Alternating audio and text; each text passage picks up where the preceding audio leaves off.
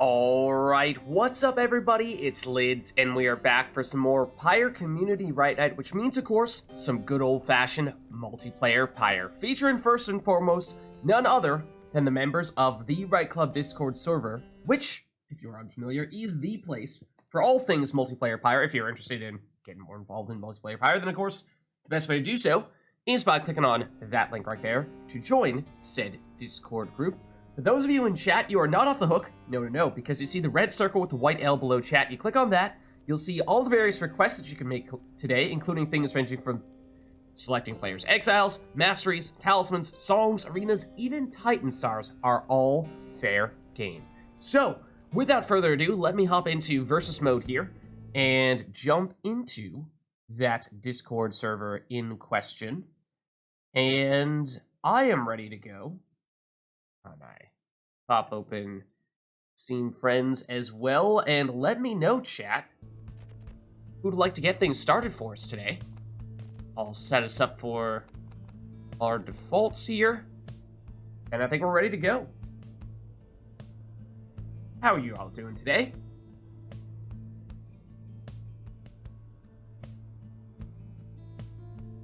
Anor's up, and Cor- oh, wait, hold on a second.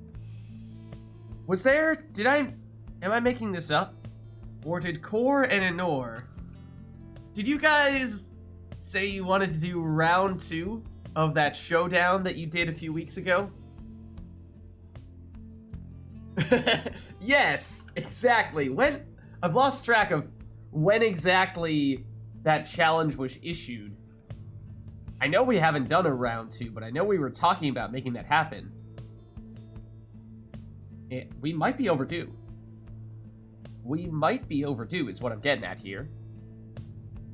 And it sounds like both of you are ready to get things started today, so I mean, why not?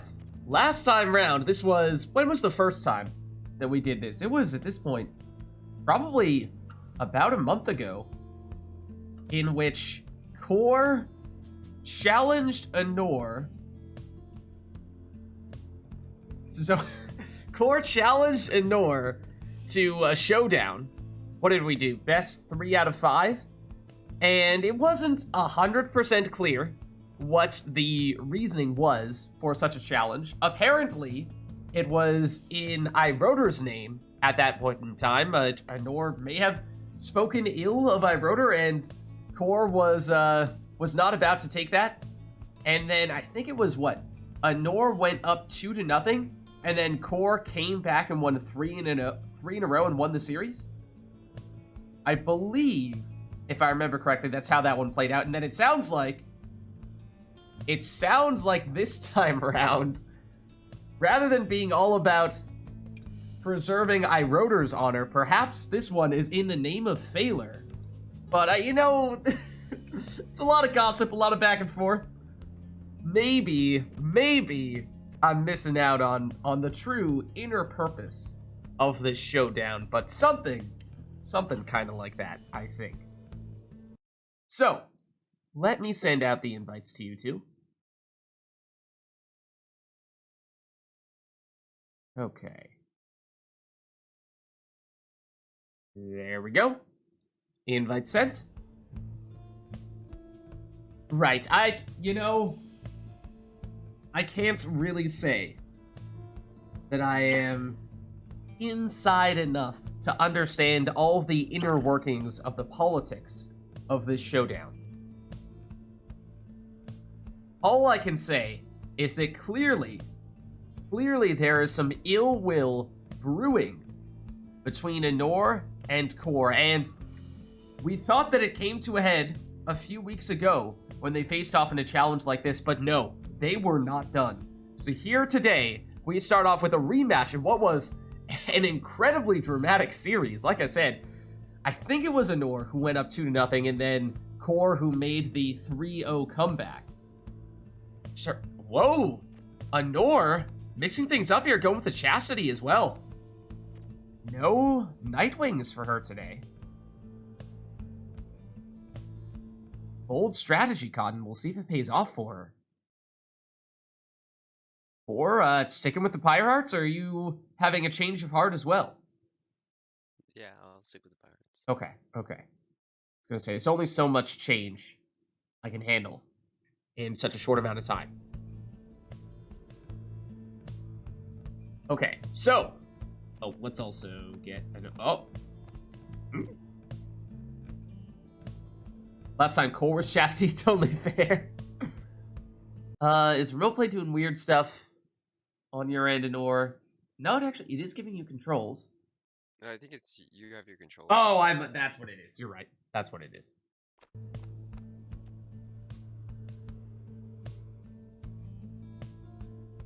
Honor is offering to give you the Chastity Core if you would like. Nah. You won't fall for that trap. Its true colors are, what? Cyan and... off? Red? Not exactly sure how to describe the Fireheart's color. It's like not exactly a pure red, but anyways. Chastity is clearly good luck. I don't know. Core says maybe not. Alright, so for this one, are we thinking same format here where it'll be best 3 out of 5 and the victor... Not totally clear what exactly this is all for, but something about defending Failer's name, maybe, possibly, or, of course, bragging rights. Let me throw your names on here as well. Especially since this is not necessarily the triumvirates that we are used to seeing you both play, or at least in the case of Honor.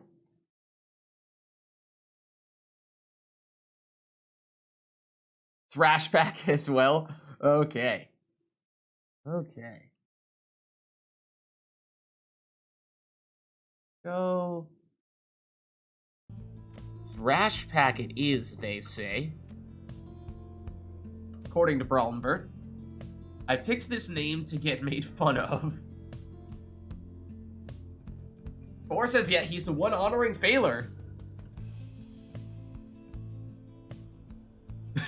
But if it makes them fight each other, then, you know, that's just a bonus. That's just a bonus. Well, if last time around is any indication, I think we may be in for a bit of a treat here. I don't know if we're ready for this, chat. Right off the bat, getting thrown straight into the thick of things here. Are you, though? Want to do predictions? Oh, I don't know. We thinking this is a prediction type of showdown here?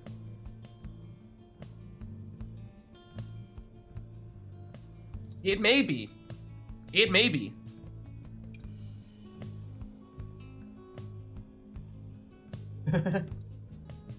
So, in that case, there it is. It's all out. Vote for your favorite. Remember, best 3 out of 5, so it's not just going to be a one and done here. It's a little bit of time for players to, well, recover if, say, someone gets out to a quick start, as we saw last time these two faced off in a series such as this. Uh-oh, Cord. Cord. No. Now you say this.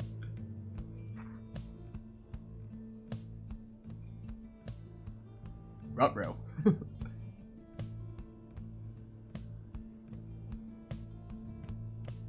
Someone took V1?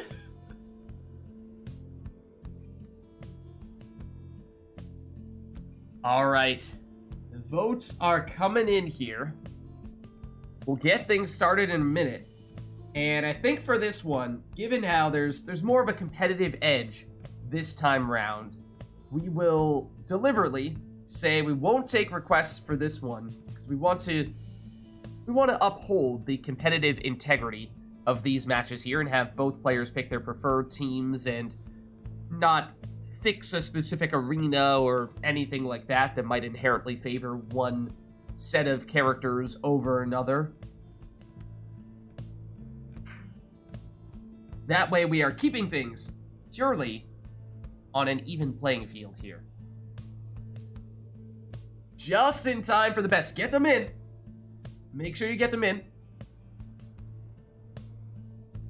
And of course, once we get this thing started, then it's too late. Not gonna let you bet when somebody's leading with 2 wins to their name. Oh yeah, let's just double check controls. Good call. Just in case. Core secretly sabotaged the controls, knowing that this showdown was going to happen, and was betting that Anor was not going to double check. It was an attempt at sabotage. But I'm afraid Anor was up to the task. She would not be fooled. Alright, I think we're ready to go here. Again, best 3 out of 5 between Core and Anor. Apparently they're fighting over Phaler's name here. Defending his honor. Let us begin.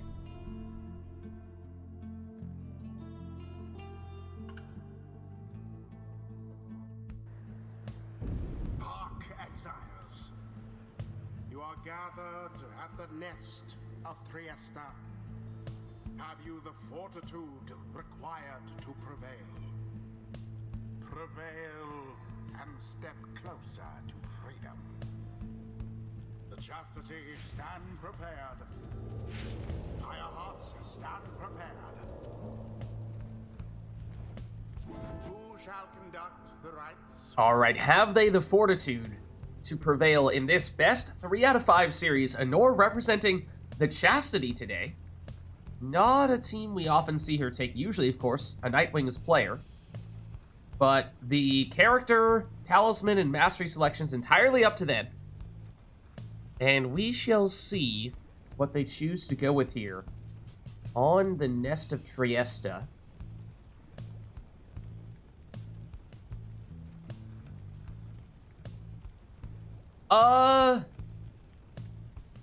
Good question. Are we truly making it the full-blown tournament format in which people lock in by sending to Phaler? I suppose so. I guess we might as well. If we're gonna try to make it competitive, we might as well go all the way and not do some of the things and ignore other things. So I suppose. So what they're referring to is that what they're gonna do here is they're gonna... We did do that last time? Okay, I didn't remember. Yeah, but I think that makes sense. So yeah, what they'll do here is they will send in their team to our third-party analyst here, and that way they'll lock in their teams before anyone shows us what their team is going to be. That way, as Anor is player 1, it's not going to be such that Anor takes a character or just counterpicks that character. Rinse, repeat, because obviously that would mean advantage to Core, because he can just respond to everything that Anor does. So this way, they're both locked in right off the bat, and they can't counterpick each other, so they need to predict right from the beginning either what they think their opponent is going to do and plan around that, or just say, I don't care what my opponent is going to do, I'm going with my preferred team, and that will be that. So that's what they're talking about here. Artemis Fowl, what is up, my dude? The Sky. You are just in time for an impromptu series between Anor and Core fighting over Phaler's honor. Not to mention, some thrash packs, I believe, will be had.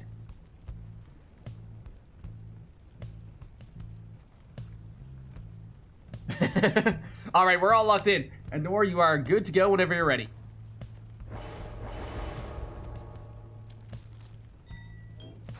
So Anor leads off with a ninja stowaway. Now again, both players have locked in their entire teams here, so they cannot counterpick what their opponent is doing. Their teams are already set in stone. Core went for a Titan Tooth rookie there, so he'll stun anyone that he jumps into. Anor going with a fundamental Webbed Lanthorn Tizo. Oh, look at this. Look at this. Or the second cur here. Oh my! It's Barker. Somebody knows how to please the crowd. Tabitha as well. That is a Norse team all locked in. Triple Cur incoming. Oh, you had to wonder. You had to wonder. But no, it'll be a Web Lanthorn Messenger Imp. So here we go. Match number 1. This best 3 out of 5 series between Anor and Kor. In the name of Failure. Here's the stowaway. Sneaks in this throw for the full 20. Stowaway again. Teleporting to the orb, but Kor stops that. Waits for the orb to return. Rookie using those extra jumps. Gets his stamina back. Trying to find a way around and in, but runs out of stamina. Down goes Tamitha. You saw the Moon Crest, though. It means she can come back from banishment more quickly. Fairly often. Rookie with the counter is blocked, but he has Titan Tooth. So that stuns the defender, giving him enough time to make it in here for a 20 damage plunge. Does mean that since he does not have prayer beads, he's gone for this round. So that means Kor is at best at 2 characters here. But he has it back with Barker. Goes through the portal. Oh, and finds an opening here. And plunges for 20. Now, he, I believe, had Leech. So yes, that means Kor back at 90 HP now. But once again, no prayer beads means this time he is without Barker. Waiting for the orb to return, gets it back only to get banished, and now he's defenseless. But Messenger Imp returns, except Anor's too quick. Makes it in here for a 20 damage plunge. Stowaway intercepted. Kor on the counter. Hops and somehow finds a way past the defenders. That was Rookie against. That was the Titan Tooth Cur. Once again, means no prayer bead, so he's out for this round. Oh, very quick steal there. Looked like Kor might have been too late, but he did it just in time. Looking for the reverse psychology there on Barker. You could tell they were both thinking, is he going to jump? Is he not going to jump? But he does get stopped. He's back now, defensively, against the Stowaway here, who's looking for an opening to sneak in this throw. Anor tries from a different angle, and does make this one in for 20. Stowaway back at it, intercepted. Here's Rookie. He's the Titan Tooth. So he stuns the defender. Is he quick enough to make it in? He is. Plunging for 20, dropping Anor down to 20, which means one more of those. And that's all the Kor needs. But he is without Rookie in this round, as he plunged without prayer beads. Oh, Anor deliberately just approaches from a different angle, though Kor is unfazed. Barker trying to find the opening, but he goes down. Stowaway down as well. That brings back Barker. Barker scoops up the orb and speeds in for the win. Kor takes match number 1. They brushed aside their adversaries without too much trouble. GG. I have to go to the bathroom real quick. Okay, no worries. Proceedings. All right. It really sounded like the way that Barker made that sort of yell sounded like he's like, "Don't touch me." Is that just me? Like, it's not English, but still. Until the next rite. Hog log champs indeed. I don't know, chat. That's match number 1 to Kor, but remember, last time these two faced off, I think it was Anor that went up 2-0, and then Kor made the 3-0 comeback. So no lead is safe between these two. They are very evenly matched. Let's reset ourselves here. Let us know if there is a song that we'd like to do, because I think that's probably the one thing, that we are still fine with going with here. That will not endanger the competitive integrity of this showdown. It's Flourish Vision then. So we saw what looked to be for a second there. You wondered if Kor was going to go triple Cur. But double Curs, it seems like. As Failure has said before, once upon a time, triple Cur was the meta. The competitive integrity. Hey, it's important that we uphold it, okay? Triple Curs, once upon a time, were supposedly the meta, and yet it seems like, as of late, they have fallen out of favor in many ways. Perhaps last few weeks made a little bit of a resurgence there, but it's interesting to see that Kor very much leaning on the Curs big time there. 2 Curs for all the offense, and the Imp, of course, there as the defensive stalwart. And so we won't take any requests for this one, because we, of course, want to continue to have these two take whatever they want to take to make it as even of a playing field as possible, but there is that chance that either player might choose to mix it up a little bit and try to counter whatever composition their opponent went with last time. Of course, then again, maybe they think that the setup they were choosing was totally fine, and either in Core's case, if it ain't broke, don't fix it, or in Nor's case, maybe just, if played slightly differently, it could have ended up differently.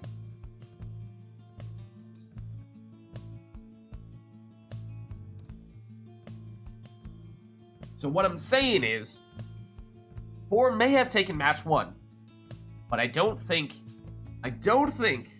you Core supporters in chat are locked in, are out of the woods just yet. You can't rule an Nor out really anytime. This is, of course, our previous Jomir Cup champion. So you can't rule her out.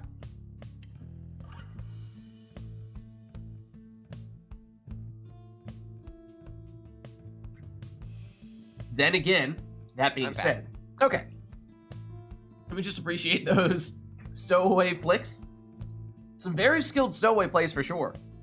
You do have to wonder though, with Anor switching over from the Pyre Hearts to the Chastity, is that going to mess with her mojo a bit here? It might.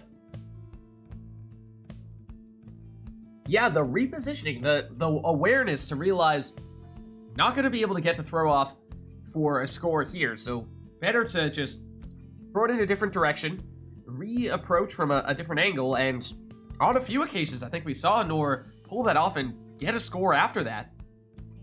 You just don't see it very often, but strong fundamentals there. Core has returned, so I think we are ready to go here for match number 2.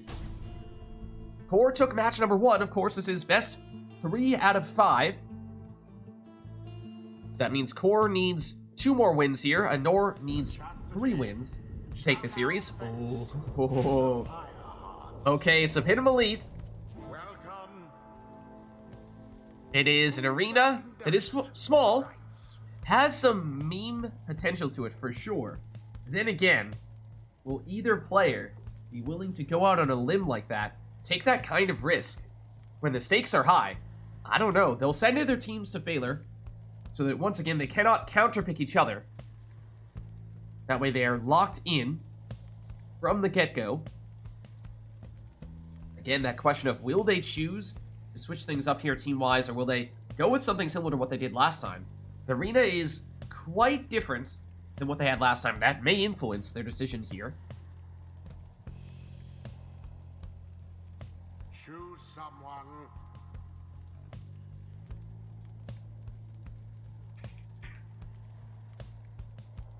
So last time it was a Kerr-centric team from Core, and it was a combination of harps, but really the stowaway is the primary score for Nor. For Savages, well known for the types of tricks they can pull off in this arena. So it could be that even with the same teams, this new change of scenery might favor Nor, or at least give a little bit more of an advantage to Nor's previous team composition relative to Core's. But the Kerrs are not bad in small arenas either.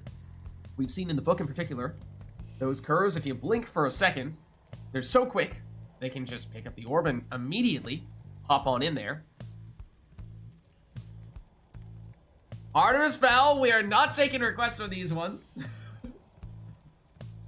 To maintain the the competitive integrity of these matches, all he says is if you're gonna take a Kerr, it better be Barker.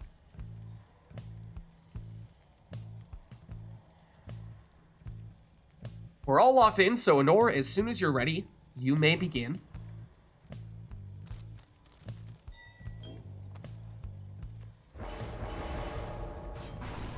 And yes, it does look like Nor is sticking with the stowaway here.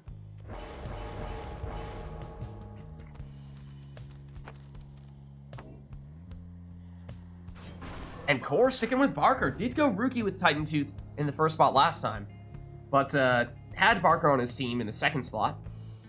Nor needs a second. All right, no worries. What an insta-lock.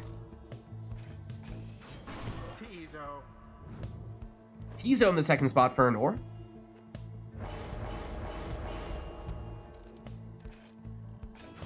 Messenger Imp, second spot for Core. So thus far, the team's looking very similar to what they had previously.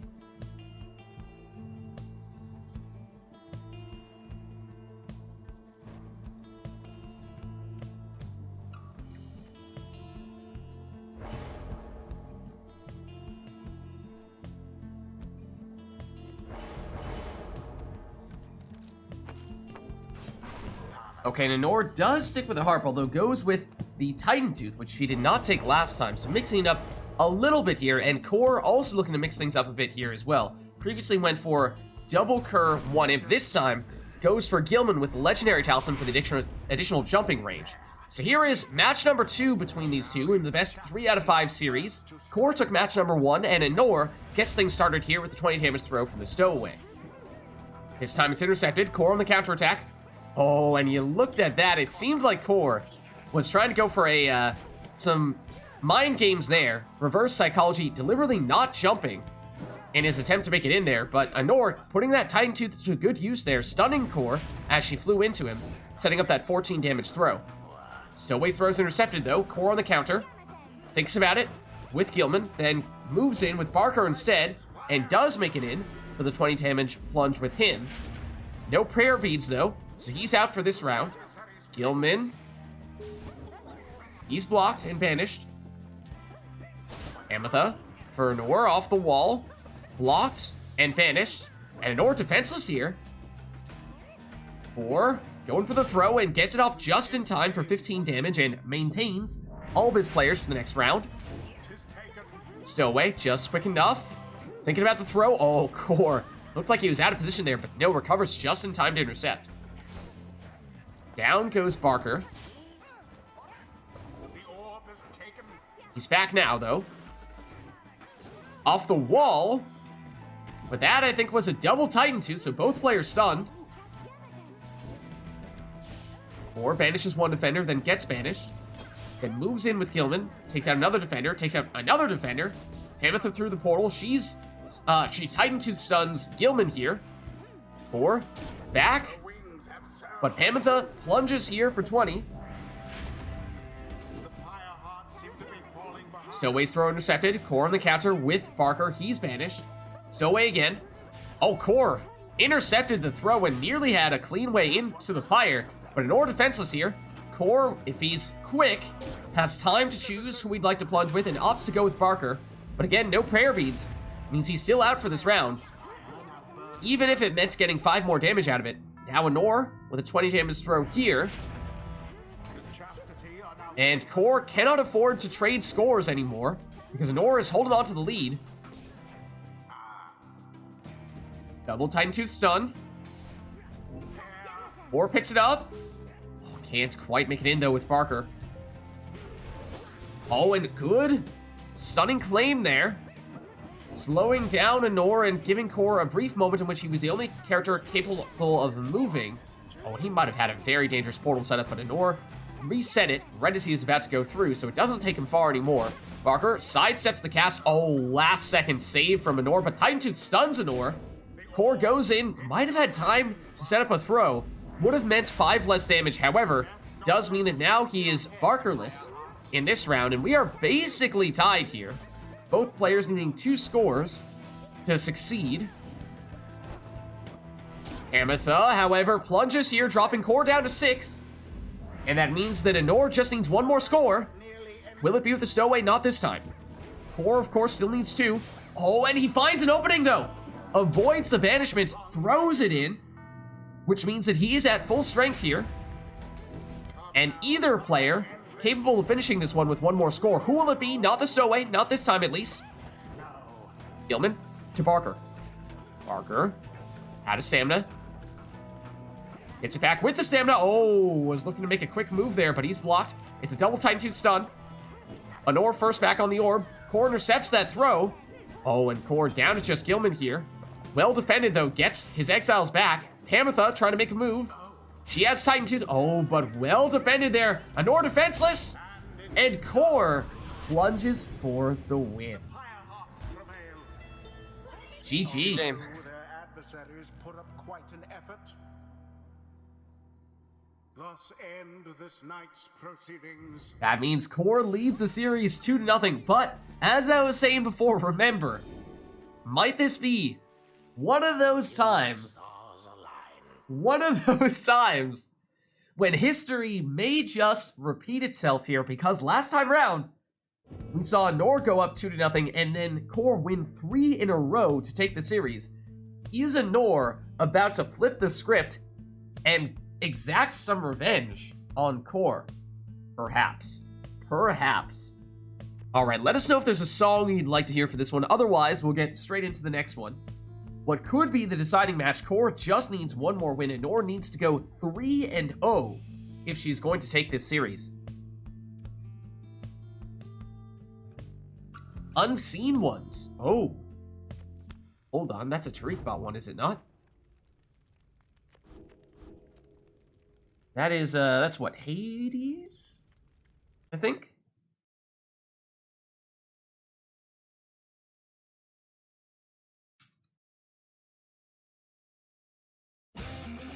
Ah, this one. Yes. I understand why you chose this route. Okay, that makes sense. Bring out the log champs. This could be the deciding match right here, at least for Core. If he wins, he will take the series. Nor needs to go 3-0. Let us begin.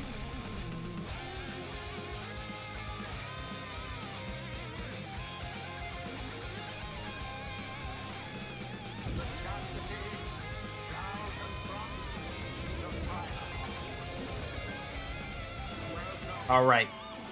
Of course, both players will send in their teams here to lock in so they can't counterpick each other. Once they have done so, then we'll get things started here. We saw on Game 2 relatively similar teams to what they chose to take in Round 1. Some moderate changes from both players. Nor switched up a talisman. Core switched up one of his characters, but kept the other two unchanged. So will they look to do something similar here? Or will they look to switch things up significantly? It's possible. Of course, you can make the case that Core may not need to change much. It's been working for him thus far. Perhaps the onus is more on a Nor here to find an answer to these Kerr Core plays.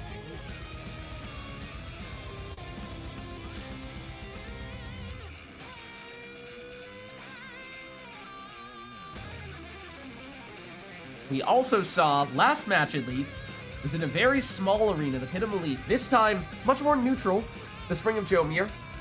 Not sure there's necessarily one strategy that is inherently favored over another in an arena such as this. Just about everything works in a, it's basically a neutral arena. No obvious advantages or disadvantages toward one strategy over another.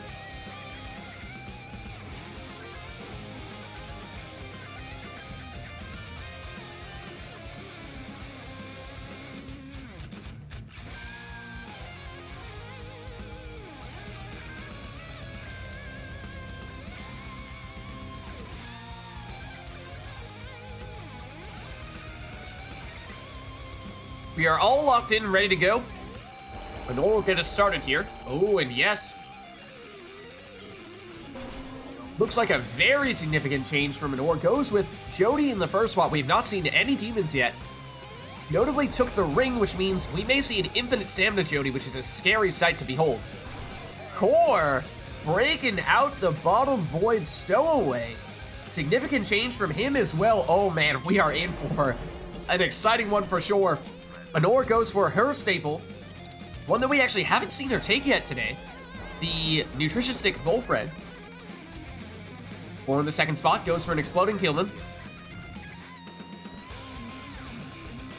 Nor takes ring number 2 on Pamitha, has the salute so she can switch places with her closest ally, likely to be Jody. Core, of course, with that Bottled Void, when he brings Stowaway back from banishment, will suck in neighboring exiles like a vacuum cleaner, and if they get into her aura, will get them banished. He can bring them back with False Step, and with the Sacred Bond from Snadra. So here we go in what could be the deciding match. Match number 3 between Core and Nor in this best 3 out of 5 series. Core has won games 1 and 2 So all he needs is one more win here. Pressure on Anor to find some kind of answer. There is the Bottled Void, setting up this score here for Core. Now, we did see Anor take some additional starting Pyre life, so she's still above 100 even after that score. Here's Jody with that infinite stamina, but she goes down. Amethyst switches. Core still on the orb here with Gilman. It's only Gilman at the moment, though. Brings Snadra back. The throw is slightly short. Anor on the counter here has time to throw this one in with Volfred for the full 25, and we also saw Core take the additional starting Pyre life with Snadra's Talisman. Jody down, Core doing a good job of fending off that first wave, because remember, that infinite stamina coming from the rings is it's only temporary. It lasts for the first few seconds of the round, and then it is gone. After that, if you can weather that storm, it's a relatively minor talisman, just +2 to all stats. There is Core plunging with the stowaway. No prayer beads for her, because of course she has the Bottled Void, so that means Core is, at best, at 2 exiles here. And currently, with just Snadra, needs to be careful. She goes down. That does bring back Gilman with his Valiant return, except, look at that, Nutrition Stick plunge there. Absolute classic from Anor. Speedy Jody. But she goes down. Stowaway. Blocks. Core has it back with Snadra. Goes straight in with her. Speedy Jody again. Blocked and banished, though. Gilman to the stowaway. Remember, Core is fine jumping straight into the enemy and getting banished in the process. It will trigger that false step, but has an opening there, so he seizes that opportunity. Jody this time takes a slightly different approach, but does still go down. So once again, Core finds a way to answer that infinite stamina demon, which can be very dangerous. But if you fend it off initially, that infinite stamina goes away. But now Anor, her patience does pay off here. She does find a different way to get Jody in here for a 30 damage plunge. Now, of course, she has a ring, not prayer beat, so she's out for this round. There's that Bottled Void false step, and 20 damage on the throw. Speedy Jody knocks back the defenders. That is what Anor is looking for, and it drops Core down to 20. Those Jody plunges for 30 damage, they are huge, of course, just takes a few. And now Anor has taken the lead here. One more score, all she needs. Stowaway, can't make it through. Volfred, watch out for that Nutrition Stick, he's quick. Amethyst, waiting for some reinforcements here. Trying to get Volfred back. Trying to avoid banishment from Snadra, although Snadra succeeds and plunges here for 20 damage, and suddenly, one more score, and Core can reduce Anor's Pyre life to 0. Now, of course, Anor has a sap, and therefore very well may have some rekindling here. Usually we see her take 10, although sometimes she's been experimenting more with the exploding saplings, which may mean she does not have that rekindling. Well, there it is 10. So it is truthfully a sudden death match. Once again, next score will take the win here. Here comes Jody on the Pyre's doorstep. And there it is. Anor takes match number 3. Like I said, chat, it is not over. GG. The series stands 2-1 Core.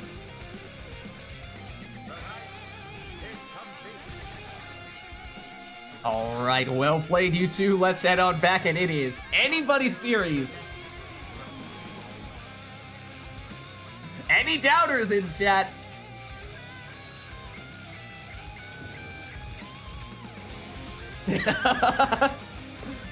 We shall see. Keep it going. Keep the song going. Absolutely. Absolutely. Let's head straight back in. As we were saying, best 3 out of 5. Current standing is Core is up 2-1. Core just needs 1 win, and Nor needs 2 here. Except we're on the boat. Core's home arena. Will he draw strength from the home crowd? Or will Anor continue her momentum here? Once again, they will send in their teams, lock them in so that they can't counterpick each other. Once they've done so, then we'll begin.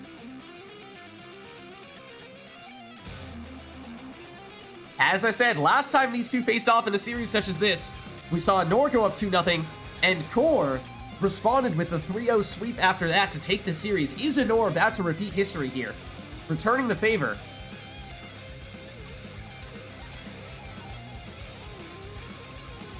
The boat certainly could mess with our players' plans here. It is one of the most unique arenas, and one that could mess with what plans they had made. It does tend to favor some exiles much more than others. The demons, of course, well known for getting seemingly twice, if not 3 times, the jumping range on the boat. Does that mean that players will perhaps try to squeeze in a demon where they might have otherwise opted not to do so? It's possible. Or will they stick to their tried and true teams here?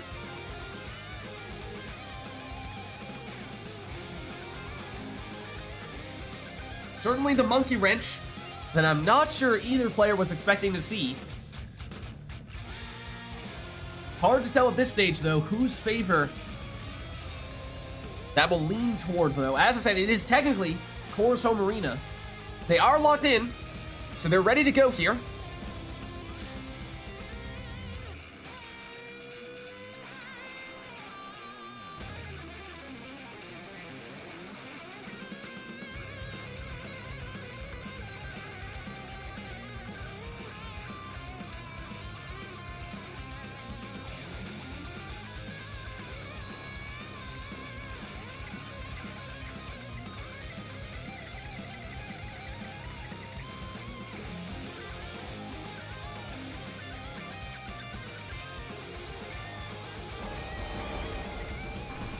Alright, and Nor goes with the Super Portal Tizo there. Infinite Salmon when she goes through. And I don't believe we've seen a Crone yet in this showdown. McCord choosing to break out the Leech on his Crone there.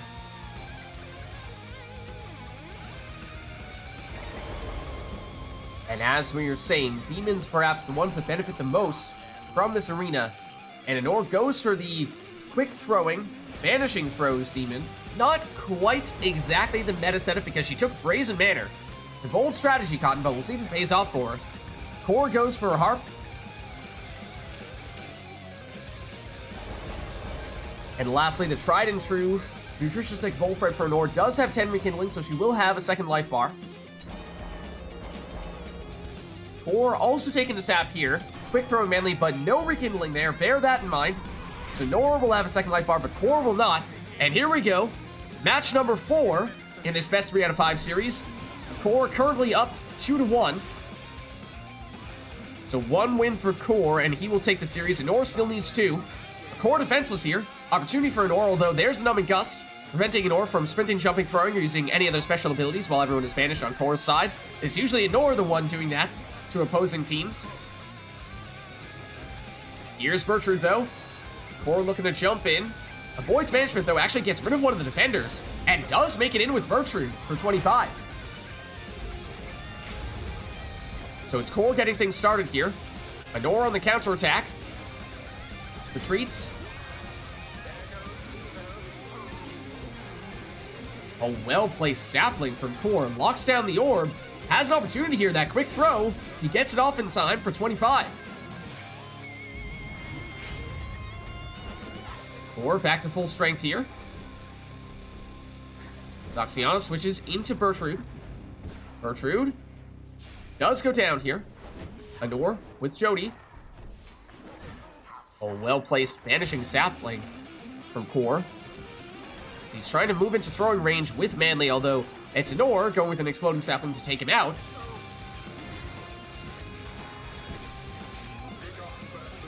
And that is Numbing Gust triggering again, as Core at least momentarily was defenseless. But here comes a super speedy Jody. Quick counter from Nor here. Throw this one in for 30. Doxiana down. Manly down. That leaves just Bertrude. Core a little bit vulnerable here, but he's going all in. Down she goes. Nor hindered by that Numbing Gust, but has a portal, and Jody is right next to the Pyre. Throws this one in for 30. And And with that, Anor takes the lead here, but Kor quickly takes it back with this plunge from Zaxiana. Kor with his salute, transforming all of Anor's exiles into defenseless Howlers. However, they got banished, and so they have come back, and now they are their usual characters. That was Kor's ace up his sleeve, but he missed. And suddenly, Anor has weathered the storm.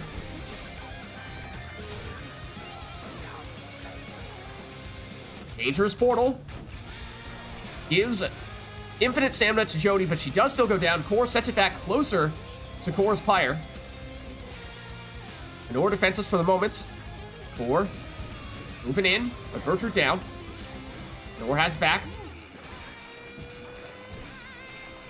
Kor blocked down by the sapling. Kor gets taken out by an exploding sapling from Anor. Gertrude down to the sapling as well. Numbing Gust slowing down Anor. Kor defenseless for the next several seconds. Anor may not be quick enough to get to the orb. Does do well to place that sapling, though.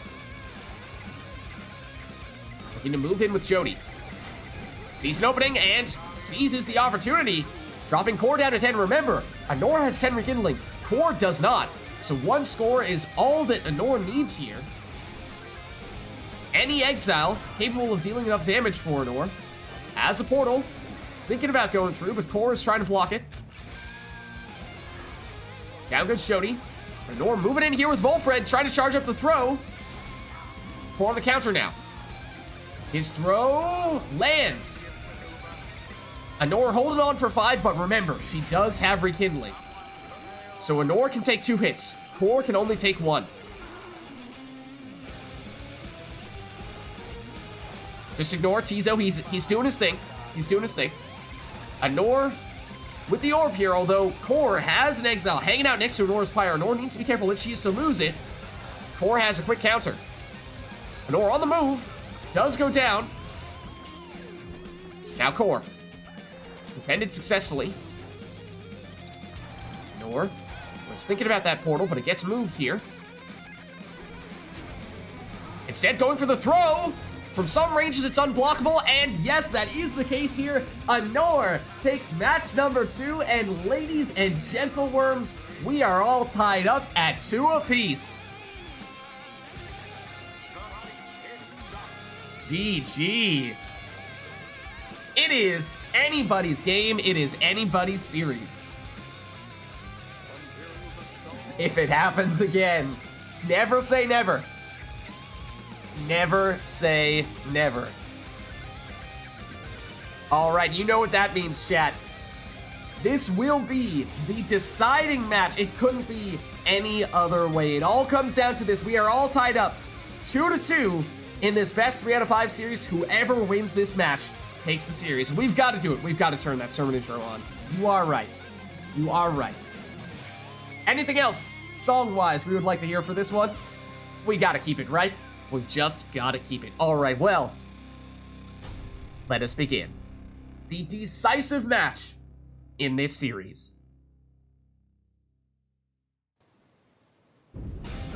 Of course, it's at the Fall of Solium. A random Fall of Solium, no less. It was meant to be.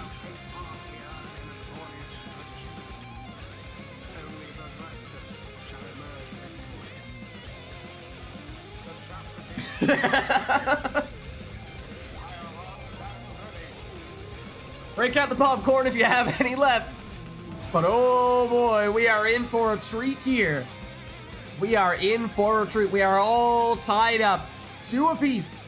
Whoever wins this match wins the series. They will send in their teams to lock them in before we get things started here so they can't counterpick each other. And of course, we saw Kor take match number 1 and match number 2, but Anor has fought back valiantly, made this a 2-2 series. Will history repeat itself? We saw last time, Anor went up 2-0, Kor then won 3 in a row to take the series. Is Anor about to do that to Kor this time? It may just be. It may just be.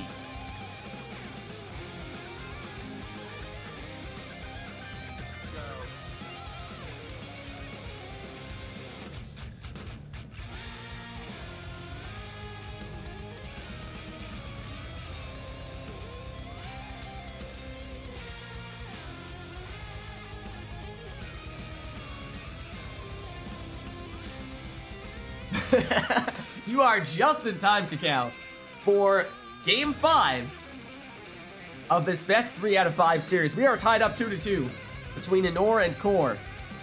In the name of Failure, who will emerge victorious today? We are about to find out.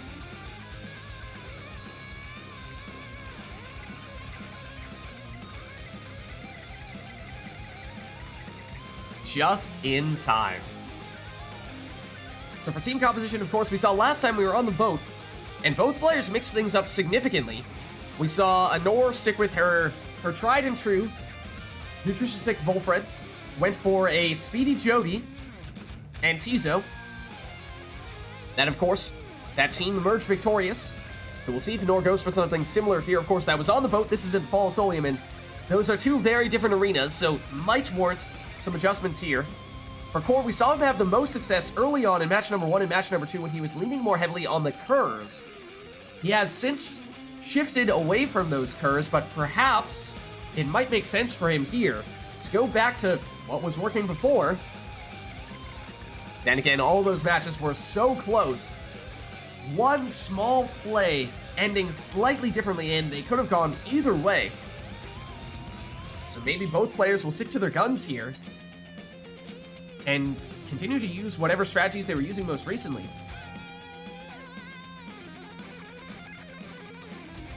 And of course, at this point, they played each other 4 times already.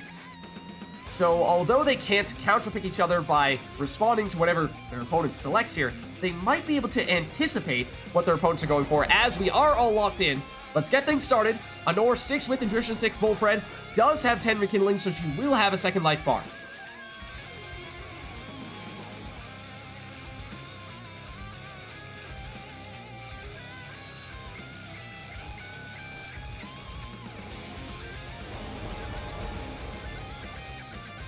Core, all left side power casting Snadra in the first spot. Defensive selection for him.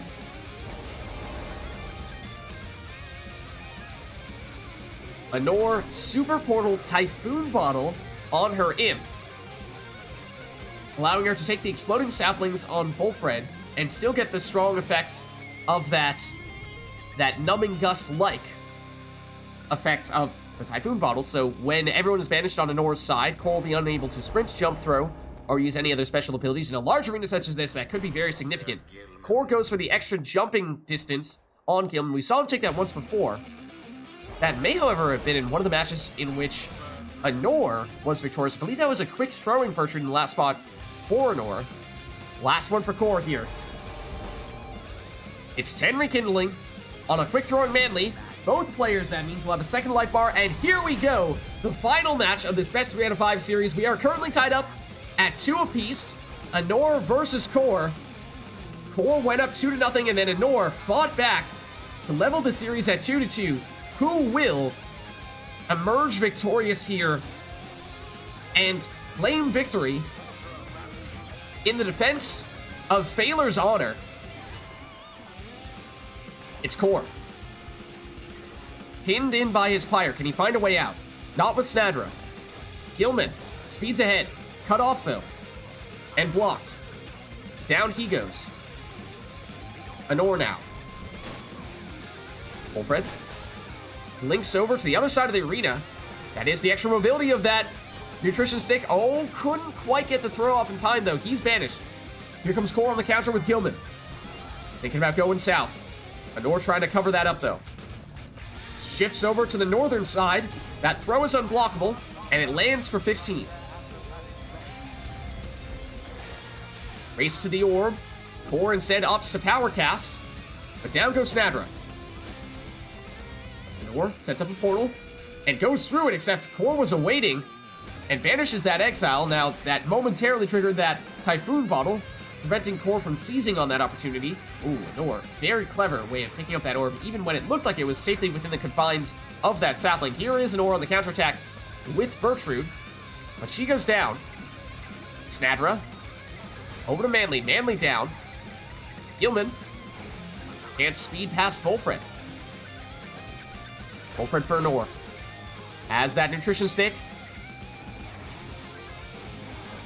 Retreats.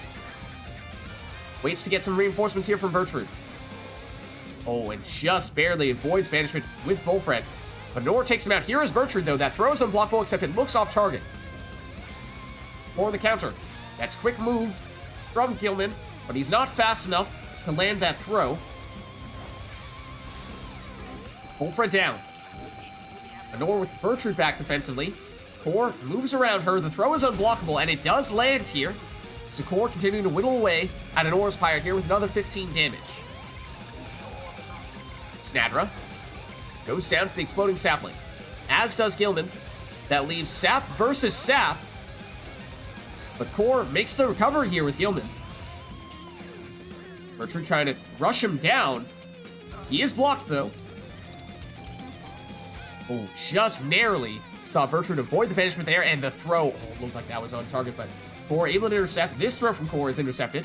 Honor now with Volfred. Trying to find the angle for this throw.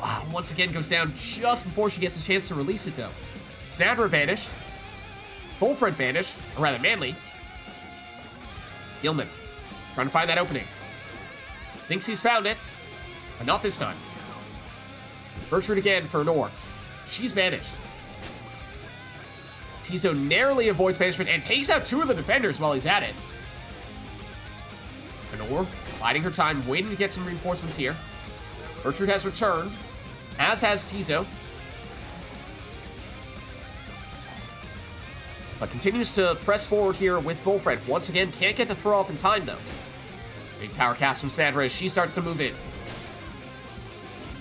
Down she goes, though. Bertrude goes down as well. Tizo. Back to Volfred. Volfred to Tizo. Tizo to Volfred. Or moving in patiently here, but does go down. Oh, look at that huge play, though. Double banishment on the defender. It does bring back Gilman with his valiant return. Honor eyeing that portal, gets through with infinite stamina, but Core is in position to take out Bertrude. Gilman blocked and rushed down. Honor blocking that portal. Honor shielding off the power cast. Bertrude has it back here with infinite stamina. Trying to clear out the way and goes for the plunge here for 30 damage. Remember, I believe that was a quick throwing talisman, not a prayer beads on Bertrude, so she's gone for this round. So Nor undermanned here, but we are tied at 70 apiece. Volfred. He goes down. Snadra for Core. Well shielded. That's the strat Core's looking for. Move in with Snadra and then switch over to his Sap with the shield to protect Snadra as she makes that advancing play. And in that case, worked perfectly. Bertrude can't get the throw off in time. Family over to Gilman. Gilman trying to find a way past Tizo. Bertrude returns. Has a portal to go through for the infinite stamina. Can't find a way past that sapling and Sap. Volfred's turn, though. Gets rid of the last of the defenders. And finally, Honor with time to throw this one in for 25. Not to mention, Snapper went all the way down on the left side, so she had some leech. And that is why we are not currently tied up here.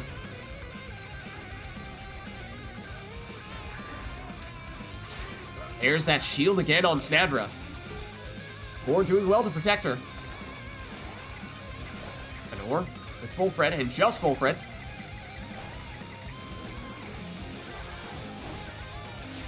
Manly down. Bertrude trying to move in. Snadra back defensively. And she's up to the task. Core goes the casting route to clear out some space. Once again, the shields except the sapling spawns in and takes out Snadra. Throw from Gilman. This lands for 15. Well-placed sapling. Honor with Volfred. Starts moving in. Volfred, looking for that point-blank throw. The Core was not having it. Gilman. His throw looks short. Bertrude. It's Tizo. Tizo goes down. That may have been a trap there to set up the portal. Honor thinks she was trying to find it, but it was off screen, so she couldn't send Bertrude through there. Now does, but Core is now in position to stop that. And here comes Snadra on the counter. Core waits for the shield to expire, then takes out Snadra. Takes out many of the defenders. That leaves just Gilman here at the moment for Core. So Core's all in, and it pays off as he lands this 13 damage throw. Now that does mean if Core is to score for full damage with Manly, he can reduce Honor's Pyre life down to 0, or at least trigger that rekindling, because remember, both players, I believe, have 10. Honor still needs at least a couple of scores to make that happen, though. And it's not going to happen with Bertrude, at least not this time, but Fulford's trying to put on the pressure, and has done so effectively here. Getting rid of the last of the defenders. If Honor is quick enough, she has this chance to get off the throw. She has to cut it a little bit short, though. It's 18, and that drops Core down to 37. Unfortunately, it's not a very useful threshold for her. She still needs 2 scores in order to trigger that rekindling. Now, with that additional throw, drops Core down to 30. That is significant, because that means with Bertrude, she does have enough damage to trigger that rekindling just with 1 score. So that's big.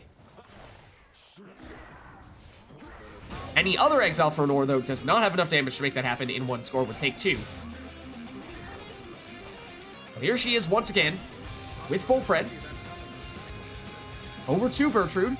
For that reason, of course, does make Bertrude significantly more dangerous than her other exiles here, offensively.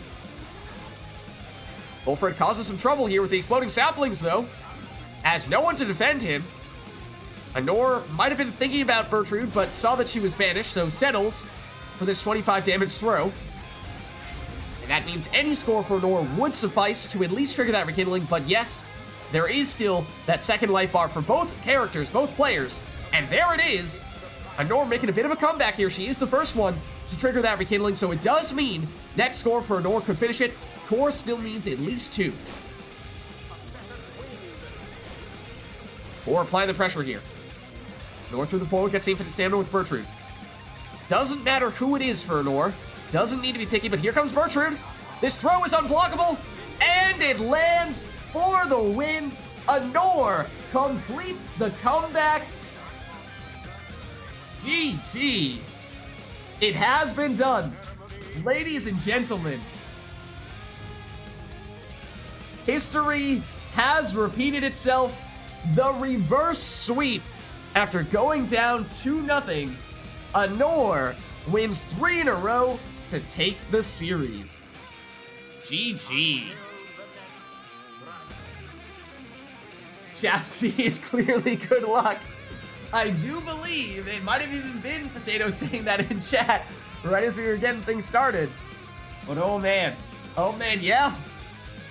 You may have called it. You may have called it. I don't know, chat. How are we looking? How are we looking? You and Nor supporters. You might have been getting a little nervous there. Building up a bit of a sweat, but Honor stayed calm, stayed collected, and found a way to fight back to win the series. GG. Well played, both of you.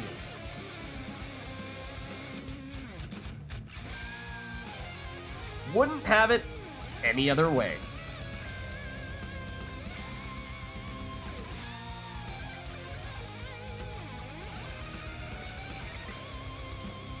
Alright, so, with that, those were absolutely some awesome games. All of them extremely close, and of course, the back and forth.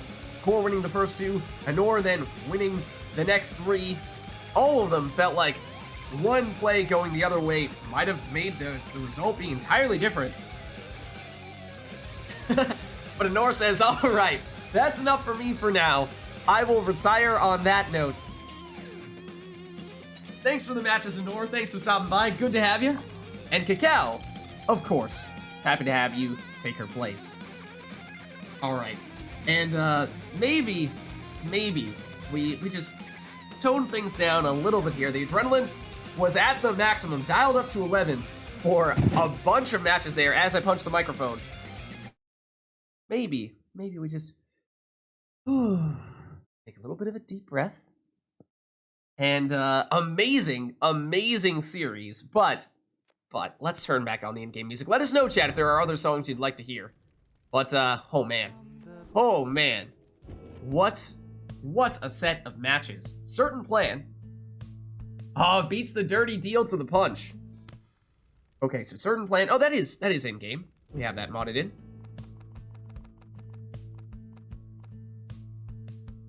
All right. So, we have the song all set and ready to go. This will be our first one between Potato and, or rather, was it Potato or... No, it was Cacao. Sorry, Cacao was saying. Interested in jumping in here. Let me send out that invite. Let's see. There we are.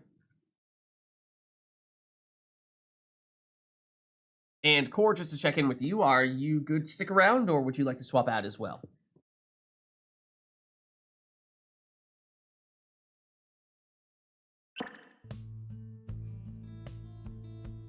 And Cacao, which team would you like to be today? Which triumvirate are you thinking?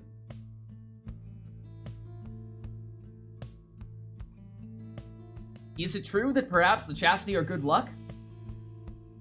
Is it only when you happen to be doing a best 3 out of 5 series? Does that good luck extend for the rest of the day? I don't know. I'm just saying. Perhaps we have just proven that Chastity are the preferred pick, but no, sticking with the accusers. Okay. Sticking with the accusers. There we are. Alright, so this will be our first one between Cacao and Core, so let us know, chat, if there's anything you'd like to see between these two, but of course this will be Cacao's first match of the day, so perhaps we'll give Cacao the chance to warm up a little bit first. Core, of course, if anything, might need to cool down after that very tense series between E and Anor.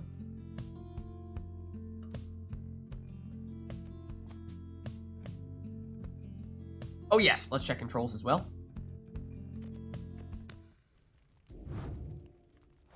Oh, and is Steam giving you... Oh, yeah, it is. Okay, cool. I assumed that it wasn't going to, but...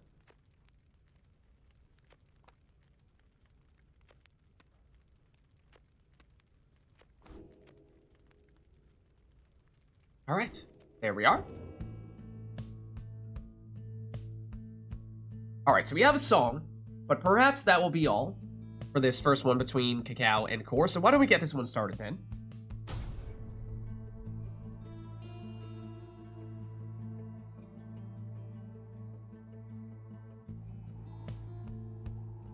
The accusers. Oh, well. This, we may know what to expect from one of our characters, one of our players here. Conduct the rites. Oh boy, indeed. I need to find redemption. I mean, this could be your opportunity to do so, right? The stage has been set.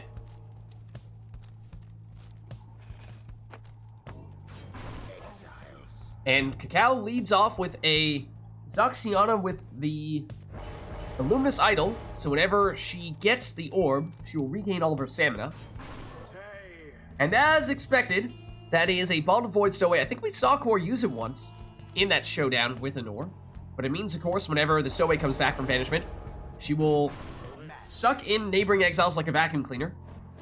And if they fall within her aura, they will, of course, get banished. So then the rest of the team will be designed around triggering that Bond of Void as much as possible. That's an Exploding Gilman, as we saw Cacao go with a Sap in the second spot with Manly.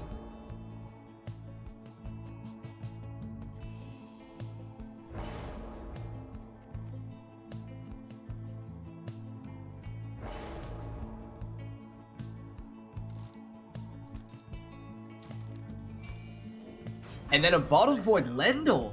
Oh, okay. Cacao returning the favor a bit here.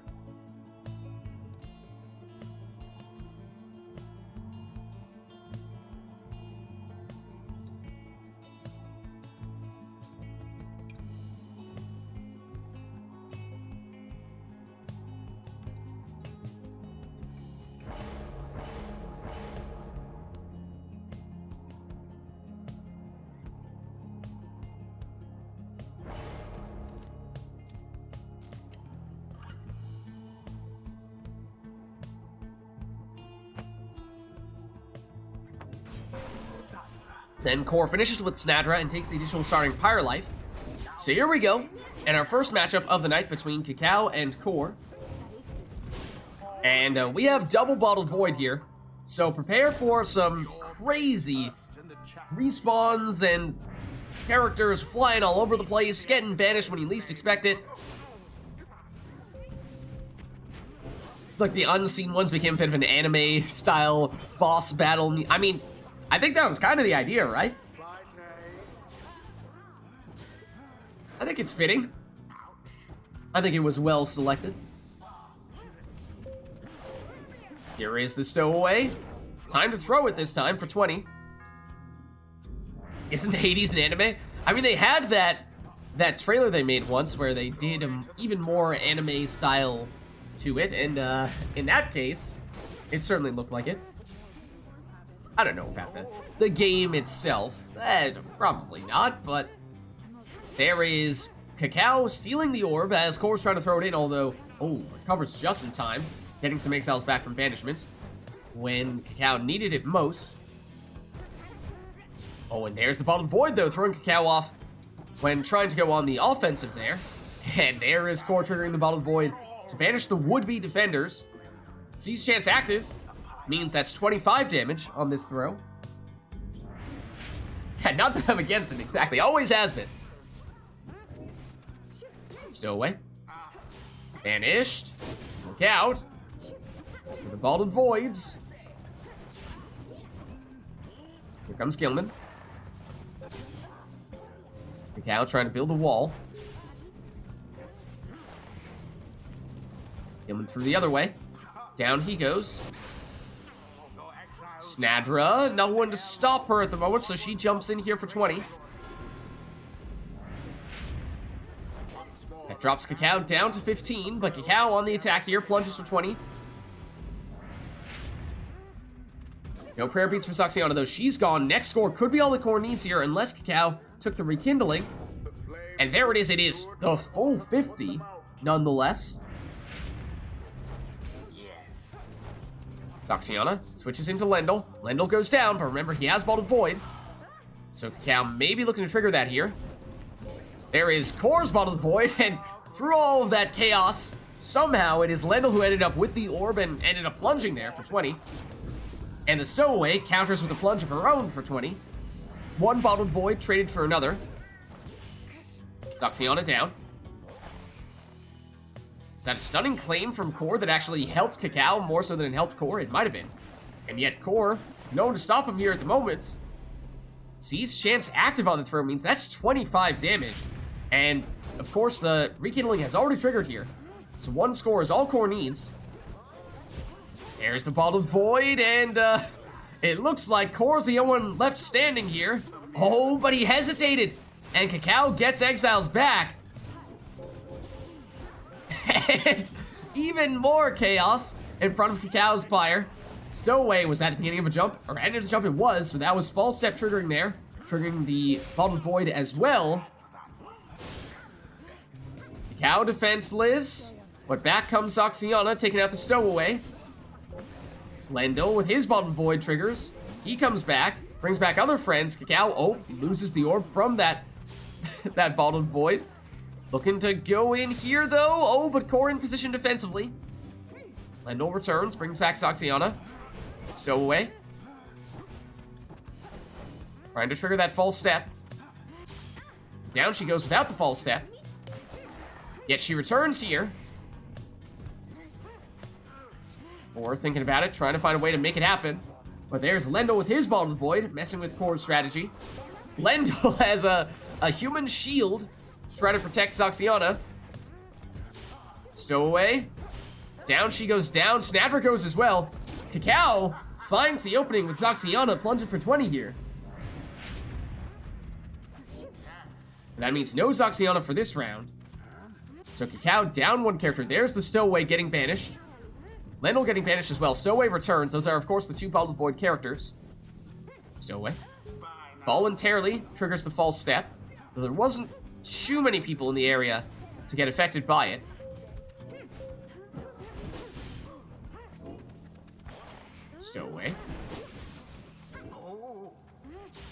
Down she goes.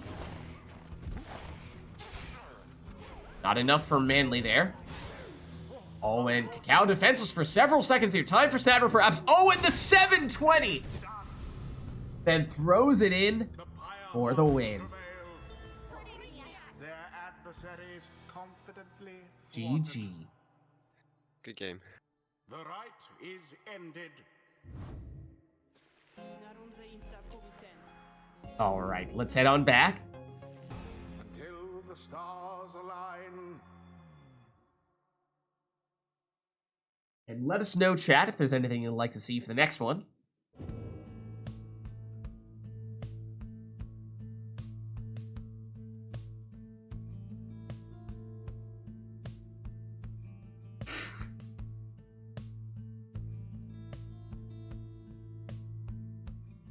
I have my dirty deal as well. I was going to say, yeah, didn't we have something in the queue already? We do have a dirty deal, this is true. But after that, we'll have the, what did we just get? A Lament of Orpheus. So we have the songs all set. Oh, look at this! And there it goes, Night Legs, aka Nightwing's characters with legendary talismans. So of course that means, at most, one of a given class can't double or even triple down, naturally. And the list of songs grows longer, so let's see, we have the Dirty Deal, we have Lament of Orpheus, and then we'll have Waterwall. Fits with Ron's theme. I suppose it does. I mean, Okay. the legendary talismans you get from Sandra, not It's- Ron. Those are, in fact, the only talismans you don't get from Ron. Who's Sandra? Snadra. You know, I misspelled it. It's a misspelling. Oh, okay, gotcha. Or missaying. You know what I meant.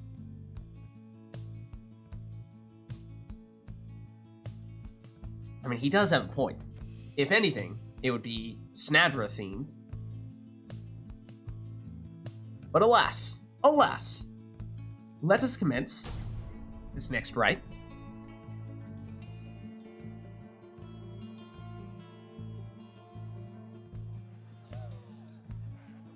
And you know that sound.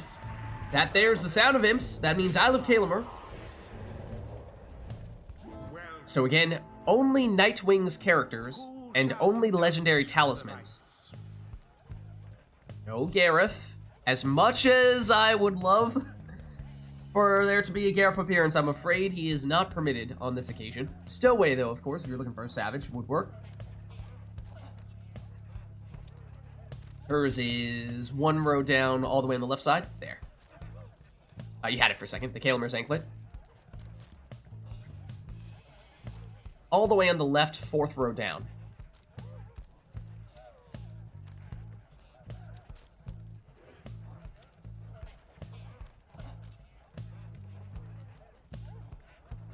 So it's on the first page. And it's all the way on the left, fourth row down, yeah.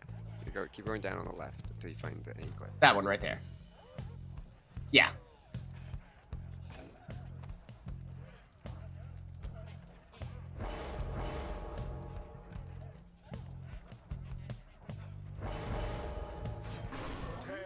There we go. So it is a Kalimur's anklet stowaway. And naturally, there may be some exiles, some classes that players like more than others, but some of those legendary talismans, they're definitely significantly stronger than others, and that might be a big enough factor for people to opt into a character they might not have otherwise taken. That's not a legendary talisman. Yeah, I don't know if he knows what this means. Yeah, you have to take the legendary talismans. Yeah, so like the Gold's Bracers, the Jomir's Fangs, the ones that specifically only work on a given class. So no worries. I mean, we can. Yeah, I don't think any of the requests do. No worries. Let's. Why don't we lock in Isle of Kalimur?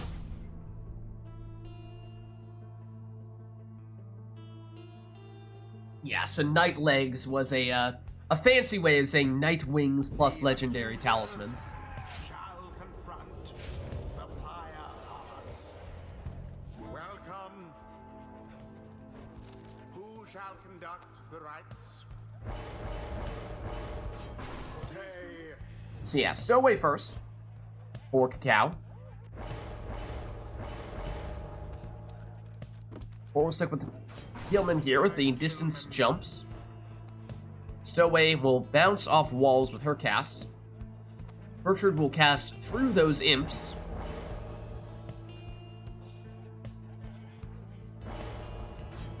Bertrude.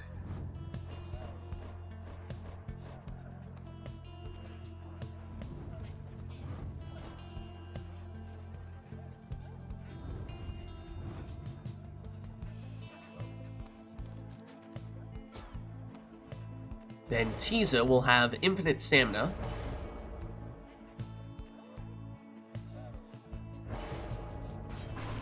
And a more offensive setup than we tend to see there from Core on Tizo.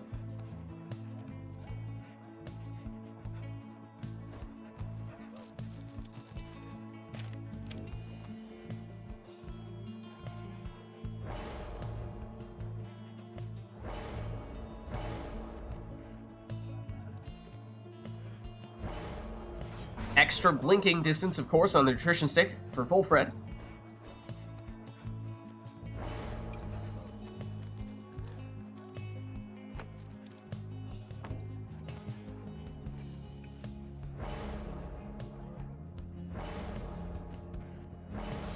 And the extra casting distance for Jody. Alright, so here we go. All Nightwings, all Legendary Talismans. Core gets things started off here. Now, we did see Cacao take Stubborn Flame on Bertrude, which means if Core is in the lead, Core will deal 10 less damage every time he scores. So that was an imp that would normally deal 25 damage, but only saw 15 because since Core took the additional starting Pyre life from Jody, it means Core started off in the lead and therefore immediately triggered that Stubborn Flame. Cacao blocks this time, though. Or sneaks in for a quick throw here from Gilman. Down goes Gilman. Tizo. Oh, and Cacao knew it was coming, just didn't know exactly when to use the shield. Jody knocks back the defender and makes it in here. Stubborn Flame active, so just 20 rather than the usual 30 damage. Gilman down. Jody did not have prayer beads, of course. Nobody does in this setup. So any plunges means people will be without that character for the next round. And that means Core defenseless here, at least for the moment, but Tizo returns. Oh, the throw just short, and Core with a quick counterattack. Intercepts the throw, goes through the portal, and throws it in for 4.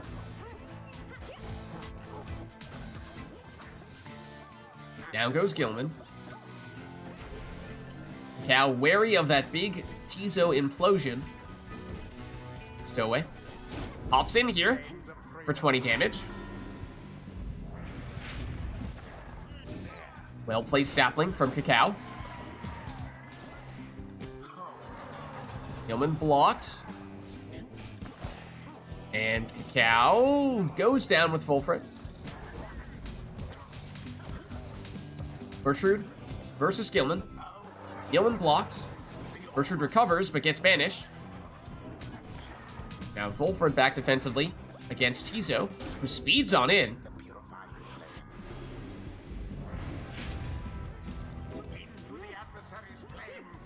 Gilman avoids Volfred. Except Volfred recovers and has it back here. Gives it up to the Stowaway, who jumps in here for 20.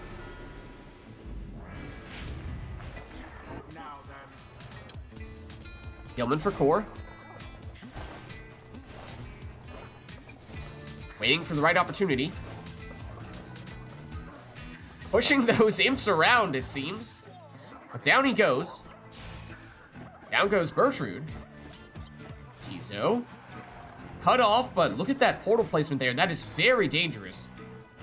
If course, to get the orb back, he has what is almost an immediate scoring opportunity. So Cacao needs to be careful here. Here's Bertrude.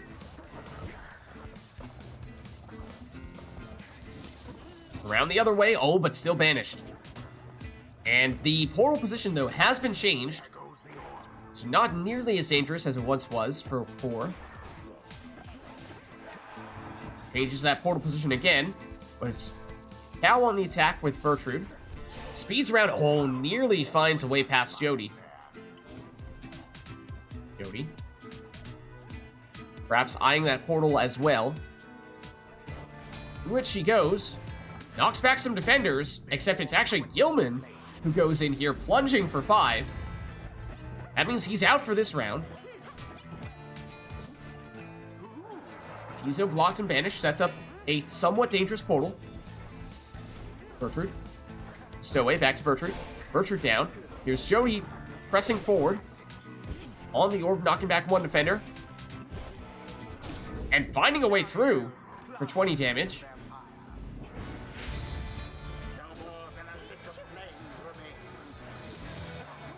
Down goes Gilman. And Tizo. That means Gilman returns, though, and that is all Core needs to shut down Bertrude. Wolfred with the free orb. Passes it up to the Stowaway, but she goes down immediately. Tizo has it for the stamina, so he can fly as much as he'd like.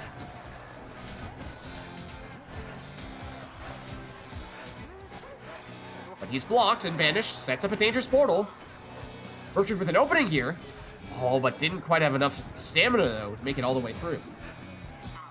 Gilman is blocked and banished. Here's a Stowaway. Oh, couldn't quite get out of the range of that cast. Gilman's throw lands here for 3. That is the power of the Stubborn Flame. Paying off big time here for Cacao. Stowaway trapped in the middle of all those imps. And then banished by an imp. 4 with Jody. She's banished. Now it's Gilman's turn. His throw is short. But 2 exiles down here for Cacao. It's Jody versus Wolfred. Wolfred wins that duel. Stowaway. Oh, an opening here for her. Oh, but a quick block. Stowaway gets rid of him, though. But I assume the accidental salute might have bought just enough time for Core to get his exiles back defensively. In what would have otherwise been a free score, uncontested. Core thinking about that portal. Cacao trying to cover it. Jody still makes it through here. Applying the pressure. Still has not gone down, causing a lot of trouble. Does eventually get banished by Wolfred, though. Now Bertrude, perhaps with time to counter. Not this time. Tizo, down to the sapling. Gilman, throw looks wide. He's banished as well. This time it's the Stowaway, not quick enough to get the jump to avoid the cast. Bertrude. Stamina back. Oh, right on the edge of that cast. Does go down. Gilman through the portal. His throw is short. Cacao recovers. Stowaway. Doesn't have enough on the jump. Gilman hanging out next to the Pyre. Cacao says, I will not have that. 4 through the portal. Moves the portal. And that sets up a Jody play here, knocking down 2 of the opponent's defenders. Down she goes. Stowaway. It's the orb back here, but trapped between an imp and an imp. Tizo blocked and banished. Orb remains unclaimed. Now it's Bertrude's. Over to the Stowaway, trying to find a way around Jody. But she's blocked and banished. Jody through the portal, and that brings her close to the opposing Pyre. She makes it in, and there is the rekindling. It is 10 life on Cacao's second life bar, and that means next score could potentially be enough for Core from anyone but Gilman, because that Stubborn Flame is active, reducing Core's damage by 10.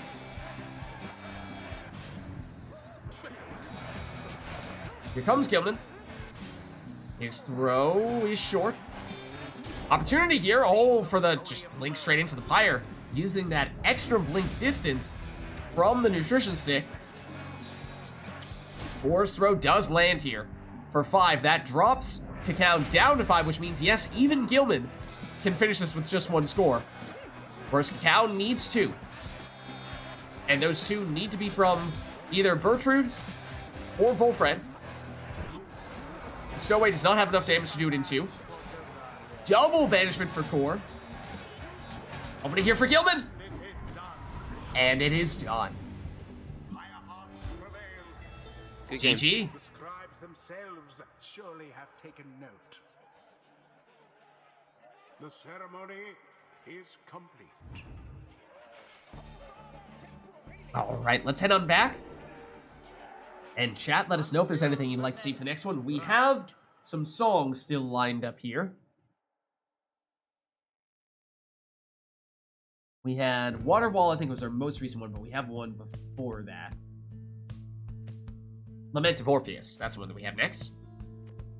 So that is a Nightbot, not Nightbot, a Tariqbot, I should say, request.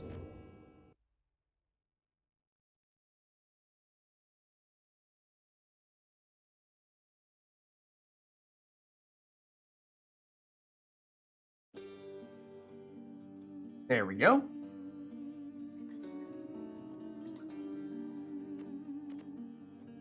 Okay.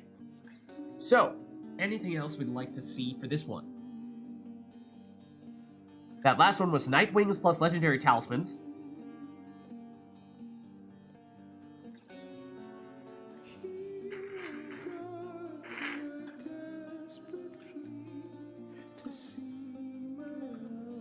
Oh ho ho ho! I'll do 2 more, and then I think I'm done. Okay, in that case, heads up, chat. We'll be looking for someone to take Core's place in the not-so-distant future. Chaos Ahoy! We've not yet seen it today, so I think it was a little bit overdue. Turning that customize off, says Potato. That means, of course, randomized exiles, masteries, and talismans won't even get to see what they are in advance. We're just going to get thrown straight into the action. And chaos will surely ensue. So that covers just about everything outside of Arena. If there is an Arena that you'd like to see, then let us know. Otherwise, we'll get this one started.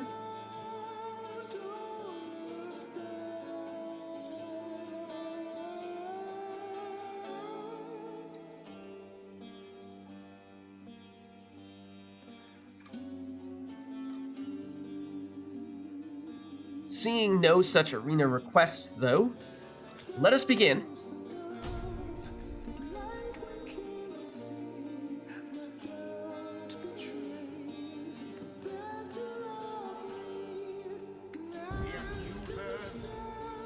Okay, and it's the Accuser's home arena for what it's worth. It's Demon, I think Nomad, and Crone for Cacao. I'm not sure why my screen has done that.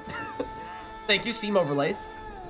Whereas for Core, it is 2 Savages and a Sap. Snadra, banished.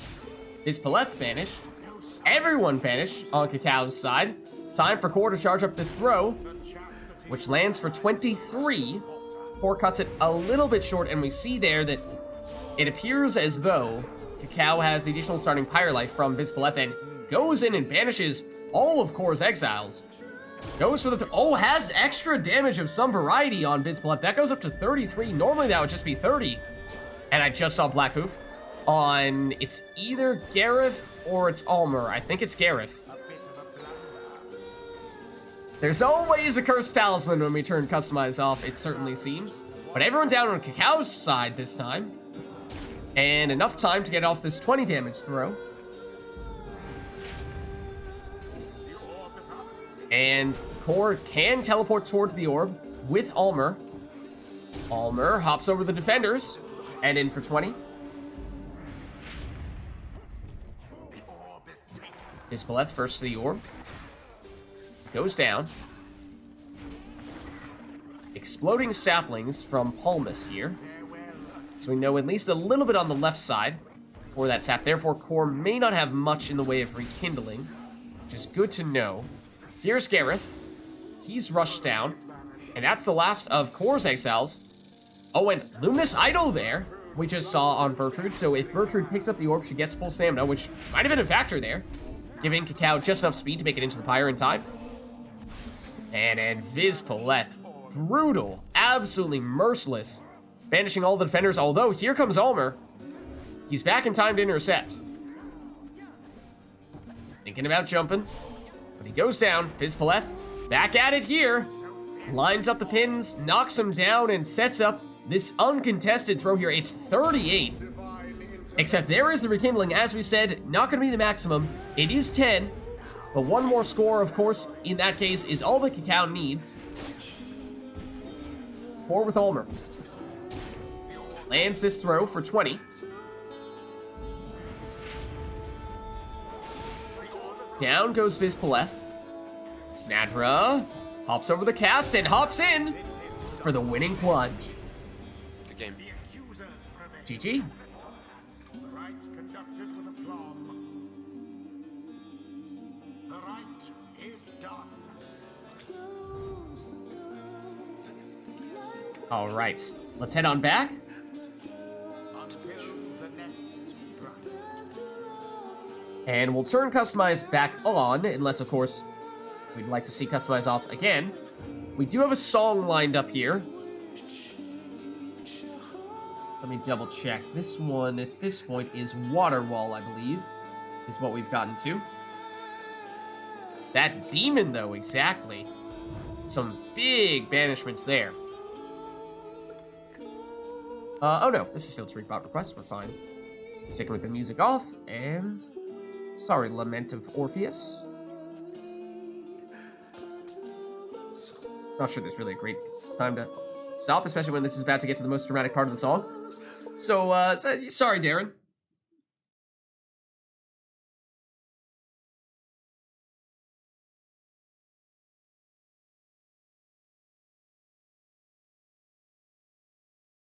Oh, I spelled transistor wrong. That's why that didn't pop up. Right. Like,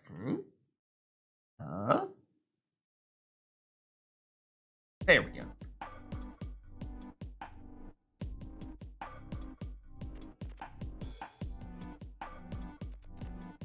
Yeah, did we have a sense as to where that extra damage was coming from? Was it the extra throwing damage talisman? Was it reduced hope?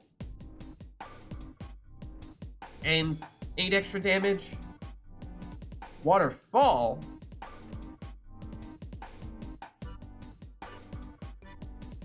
Is there one? I can't think of one called Waterfall. We're listening to Waterwall right now. I also was very surprised that TariqBot played the correct song for Albert. I also was very pleasantly surprised. Yeah, I think it was probably Twilight Chart as well.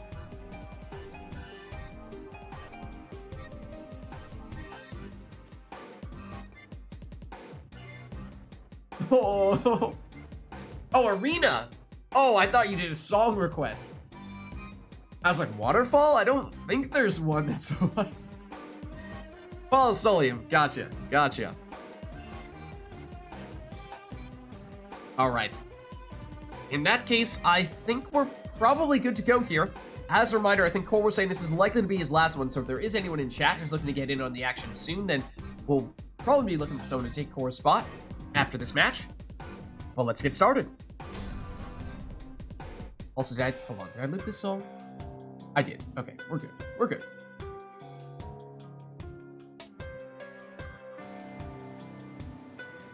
accusers shall take on the Pyre. Welcome. Who shall conduct? All right, so the team composition is up to you.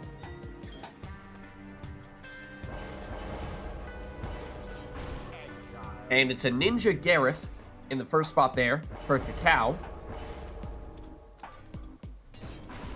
Followed by a Power Casting Snadra in the first spot for Core.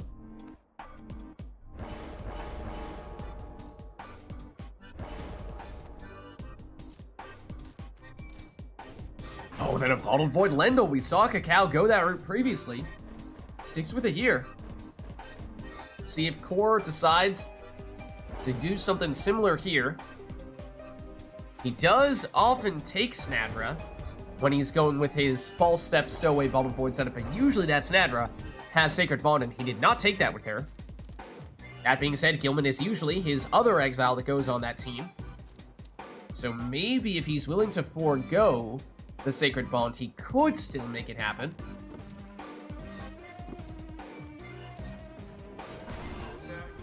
But he does lock in Gilman here. And that was the leech on Gilman.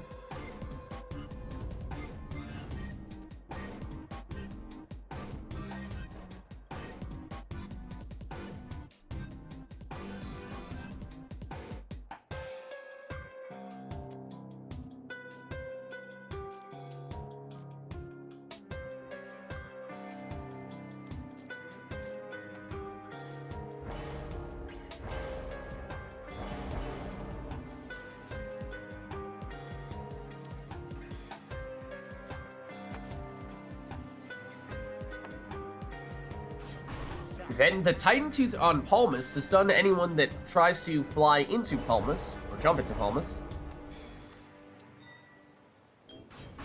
And Core goes for a quick throwing Manly. So here we go, in what we're expecting to be our final showdown of the day between Cacao and Core. Series of banishments. Manly. Shields off. Retreats. And goes down. Gareth. Brings back that Lendl and triggers the bottom void, causing a little bit of chaos there. But Core still emerges with the orb. Snadra blocked and Titan Tooth stunned. So a little bit of time here for Cacao. At least enough to get the orb back. And down goes both Gareth and also Palmas. Lendl. Retreats back into a defensive position here, although Core has enough time steal to get a quick 25 damage throw off. Remember, he took that extra throwing speed talisman. Paid off there. Cacao's throw intercepted, but here's Cacao. Though the orb remains unclaimed. Big power cast from Snadra there. But the bottled void prevents her from hopping forward with the orb. She tries to get it back here, but Cacao says, no thank you. That is not allowed. Lendl goes down. Gareth. Another one back defensively, but that's all that Cacao needs here. Teleports the orb, gets Palmas back. Lendl has returned as well. Core with Gilman. Goes down to the shoulder smash, but does still get the throw off here for 12. Gareth goes down. Snadra trying to set up that power cast. And takes out herself, but takes out the remainder of the opposing team. Gareth does come back just in time, though. The throw is unblockable, and it does land here for 15. Gareth teleports the orb, but Snadra says, no thank you. And takes out Lendl as well. Snadra on the move here, she's blocked.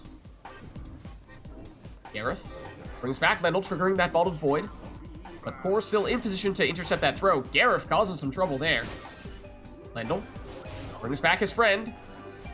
Gareth and Lendl both down. Manly on the move now for Core.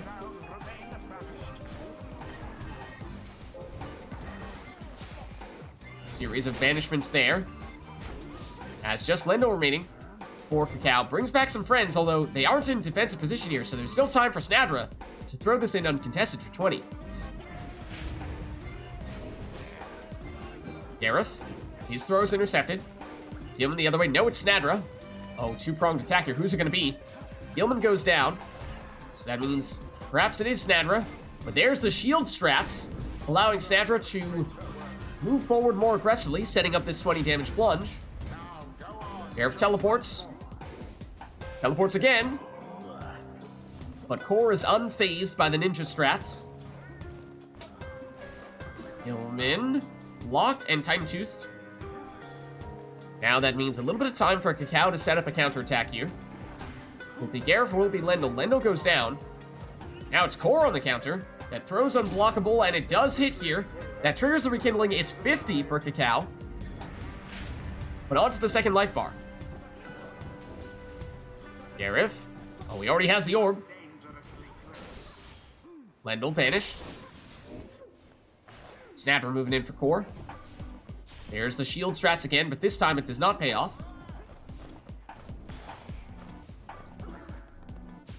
Gilman down. Gareth down.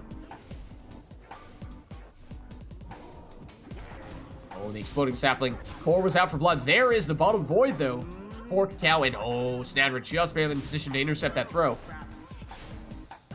Down goes Gilman, and currently, Core defenseless here. If Cacao is quick... Oh, but those sap throws, yes, they have a long range, but they do take a very long time to charge, unless, of course, you take the quick throwing talisman, which is why, of course, Core did that on Manly here. Speaking of which, Core trying to move in with that Manly. Oh, but Bottom Void messes with his plans. Power cast from Snadra as she gets the orb back and gives it over to Gilman here. A bit of an opening for him. His throw hits for 15. Gareth teleports the orb. A little bit of time here, but his throw is intercepted. Snadra gets rid of Gareth. Now she's on the move, but she's blocked. And stunned with the Titan Tooth. Lendl just forges straight ahead, goes down. Snadra blocked and Titan Tooth stunned. So a little bit of time for Cacao. Opening here perhaps for Gareth. Oh yes, there is. I think that was a throw. Followed immediately thereafter by a teleport to the orb, but I'm pretty sure it still constituted a throw, not a plunge. So yes, we see Gareth is in this round. We saw that once recently before, maybe last week or the week before, but before that we really had not seen it at all. But it's odd that it's come up on 2 occasions in quick succession there. Core still has an exile hanging out in the corner there, but it is Cacao on the attack. Core passes it over, but now loses Gilman. Back to Gareth for Cacao. Oh, tried to hide behind that barrier, but it wasn't big enough to block the cast from Sandra. Lendl bring back a teammate or two. Gareth. Core. Trying to find the right angle. It goes down with Gareth. Rather, Gilman. Here is Gareth. Well, Cacao. Straight into Snadra's big cast. Oh, Snadra gets rid of the last of Cacao's defenders here. But there is Lendl. Back to save the day. Gilman for Core. Oh, Cacao was caught between trying to stop Gilman and bring back friends. Opted to bring back friends, but in the meantime, Gilman snuck in for a score. Here is Gareth. Gets rid of some defenders. Gilman the only one back, but he's not in position to intercept this throw. So that lands for 20. Gareth. Snadra takes him out. The throw's intercepted as well. Snadra again.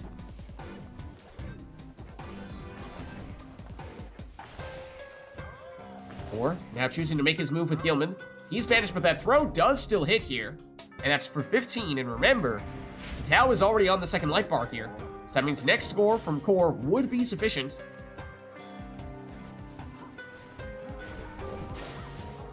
Now brings back 1 exile. The orb remains unclaimed right next to Core's Pyre. Cacao said, I mean, if you don't want to take it, I'll take it myself. But Core does respond in time. Lendl. Gonna cause some trouble here. Banishes 1, but then gets banished. Snadra has those big power casts, of course. Deflects off the sapling, though, taking her out. Gareth's throw is intercepted. Gilman finds a way around those saps.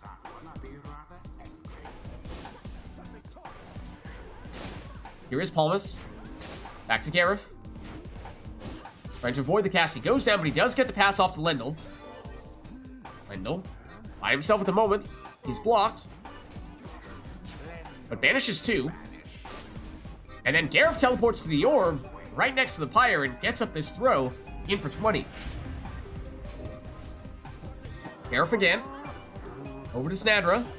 Then banishes Snadra. Banishes, for a second there, would look to be all the defenders, but no, Gareth goes down. Maybe a last-second shield from Core. Orb currently defended by that sapling. Core takes it back here and just needs to move in with Gilman. This throw is unblockable, but it's short. Cacao holds on. On the move with Lendl. Trying to avoid Snadra, but cannot do so. Cacao defenseless. Will Snadra be quick enough? Cacao gets characters back here. Pressing forward with Gareth. The throw always just short. Down goes Gilman. Snadra now for Core. She's banished. Just Manly remaining for Core. Core trying to defend against Gareth here as Core does start to get some additional defenders back. Gareth just choosing his angle here and finds it. Getting this one in for 20. Cacao not going down without a fight here. Snadra tries to set up that big power cast, goes down, but banishes 2 exiles in return. And again, of course, Cacao can bring them back with Sacred Bond. Gareth once again on the attack. A well-placed exploding sapling there from Core. Snadra. Big power cast, falls short though. Oh, Gareth tried to nab that orb, but couldn't quite do so safely. Lendl sacrifices himself to get Gareth, but it's Core on the attack here.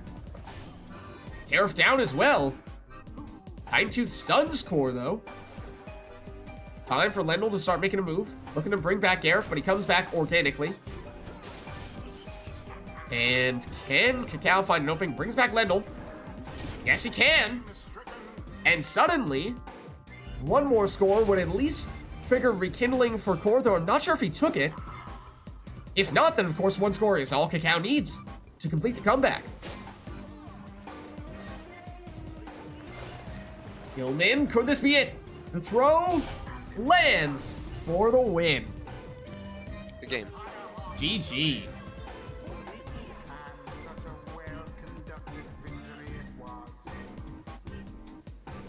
The rite is complete. All right, well played, you two. Let's head on back. Until the stars align. Alright, I think that's my last game. All right, no worries. Thanks for stopping by, Core. Good to have you as always. That was a long match as well. Very defensive. Well played by both players.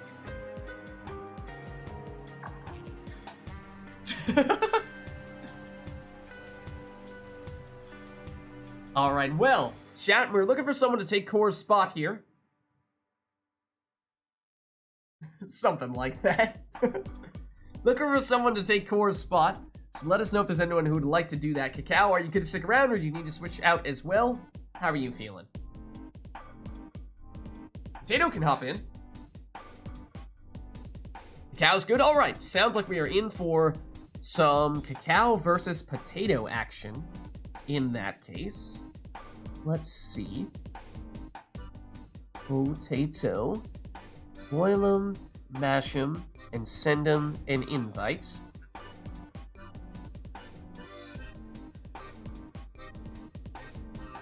Or, stick him in a stew.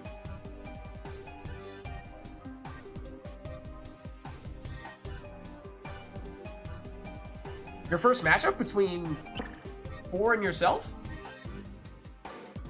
Had you guys not played each other before? It's possible. I guess I just assumed that you had, but there's a chance that was the first time you'd paired off. Huh.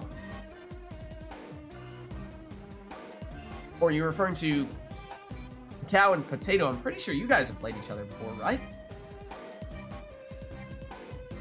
That I'm pretty sure of.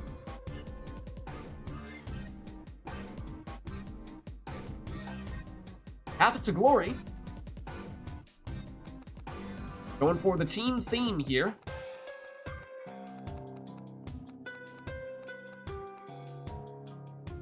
All right. And Potato will be Pyre Hearts for you?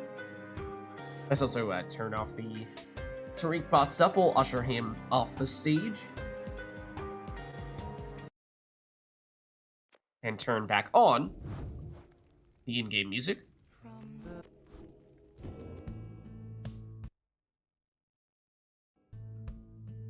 High Hearts, yeah? Alright.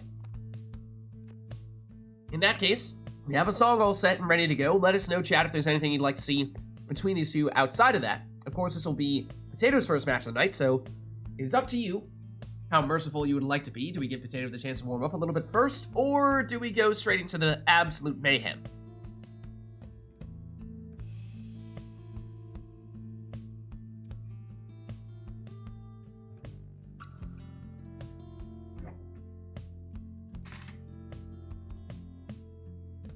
Or do we report a bug of Pyre? Oops. Successfully dropped my headphones onto the keyboard, and apparently pressed a series of buttons to trigger that. Couldn't tell you what the buttons are, but apparently that's how you do it.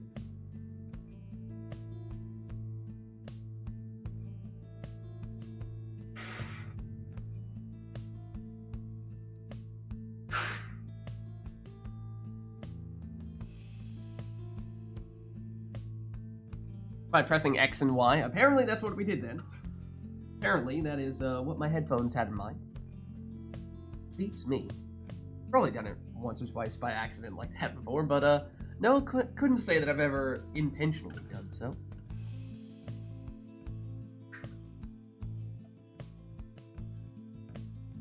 Alright, so not seeing any other requests from chat at this point, I don't think. So maybe we are thinking we ought to give these two a little bit more of a chance to warm up before we do anything too ridiculous just yet. So, alright then, let's get this started.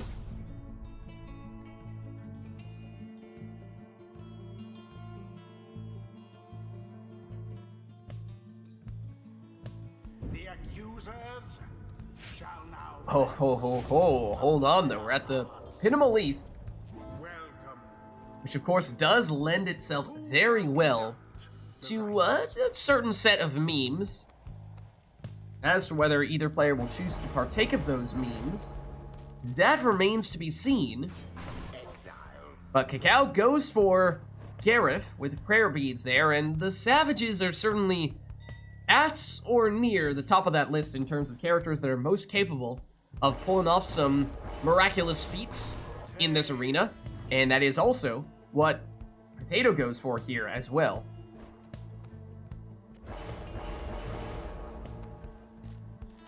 So keep your eyes peeled here.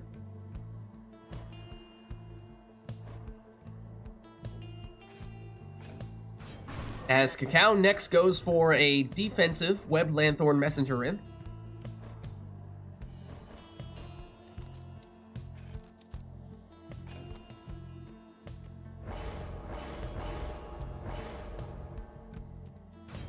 Potato goes for a saluting Prayer Beads Bird Fruits. That means he can transform all of Cacao's characters into defenseless howlers once during this rite.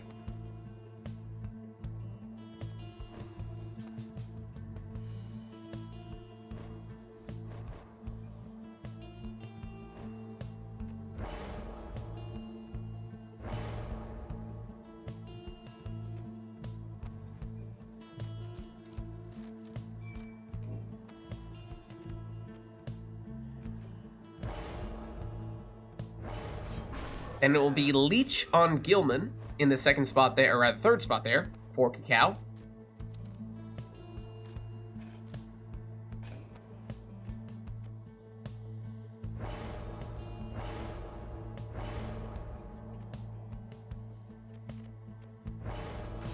And finally, Web Lanthorn Tizo to finish things for Potato. So here we go, our first matchup of the day between Cacao and Potato. It's the Stowaway here. A little bit of a pinball throw, but it ends up back in the Stowaway's hands here. But Cacao recovers with it. Off the wall and in, and that is, of course, the very meme I was referring to, or at least one of the potential ways these two could take advantage of this unique arena.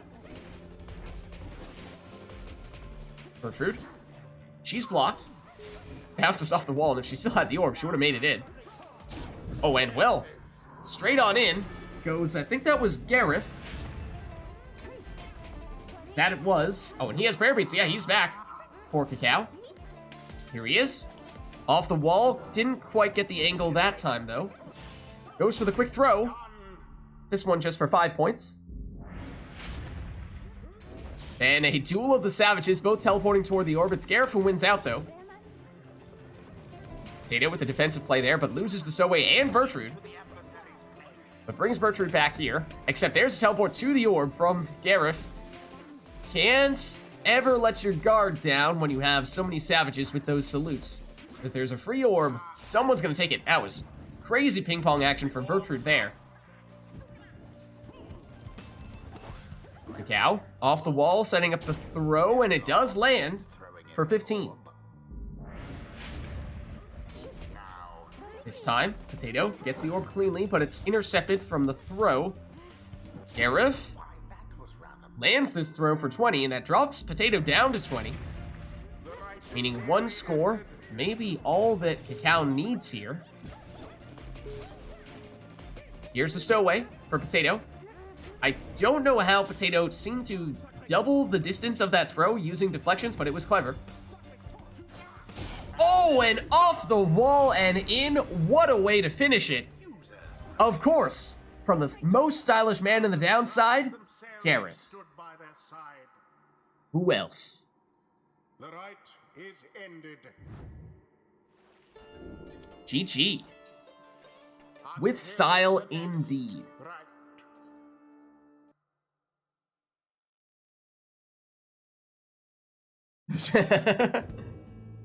Those bounces, man.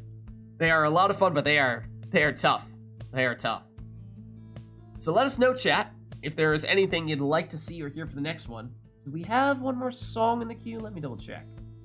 Just did Path to Glory. It looks like that was our most recent one. So yeah, we have an empty song queue at the moment. So let us know if there's anything you'd like to see or hear.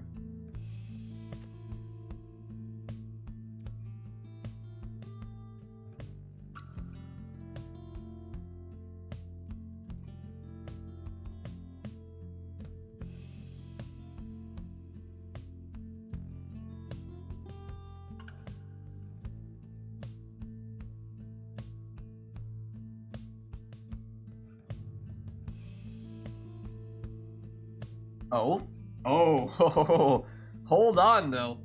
Hold on though. We have the boat. And we have Thrash Pack as well. Alright. What are we in for here? We're about to find out. Is that all? Or do we have something else in mind to combine with those things?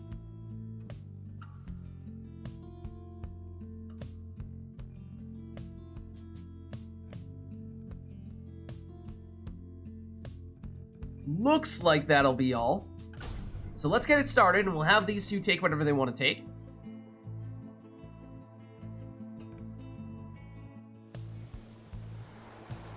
The accusers. And of course, the question is, on the boat, will they embrace the boat magic? Or will they try to avoid it? The rites.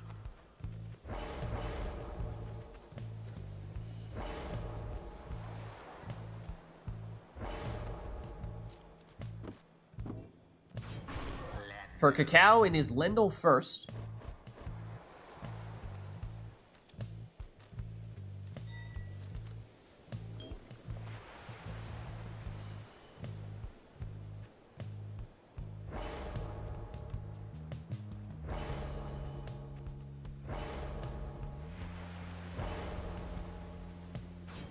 Then for Potato, look out, because that is a ring Jody, meaning, assuming that Potato takes another one of the rings, we'll have infinite stamina on Jody at the beginning of the rounds.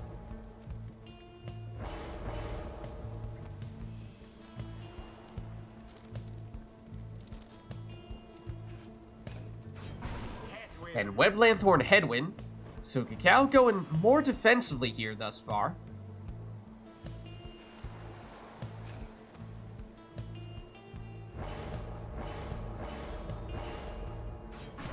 That's a Super Portal Web Lanthorn Tizo. another way for Potato to potentially get infinite stamina on Jody. So look out for that as well.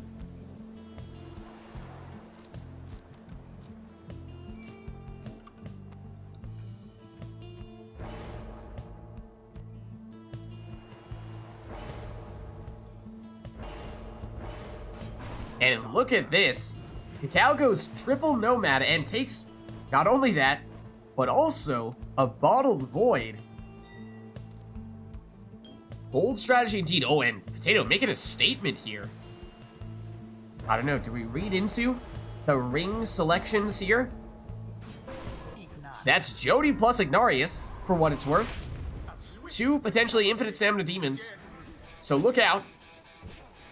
1 moment, I get the sense that Potato is perhaps not intentionally playing hopscotch, trampoline style with Jody.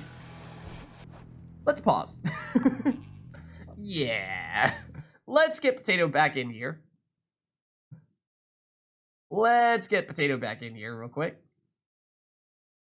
That just didn't look right. It's an intimidation tactic. You have to assert dominance on the boat like that. See, Potato's already in Cacao's head. It's working. It's working like a charm. Oh, did Potato lose internet altogether? I'm not seeing you on Steam right now, Potato. I don't think. Obviously, I see you in chat right now, but... Oh, there you are. Okay. Now you're back on Steam. Okay. Like we said, just an intimidation tactic. Had to assert dominance.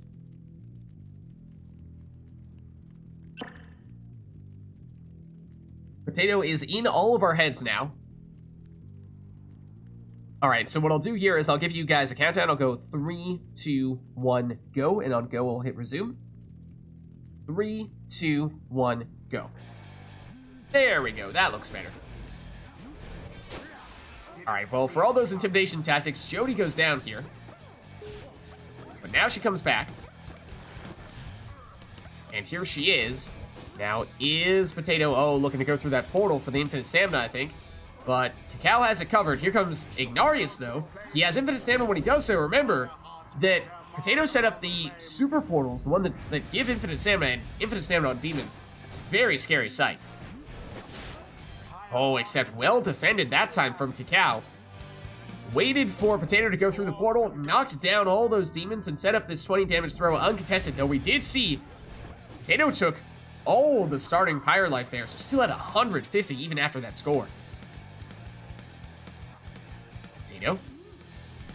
Plotting forward. Jody blocked. And banished. Here's Snadra. And she has time to get a quick throw off here for 15.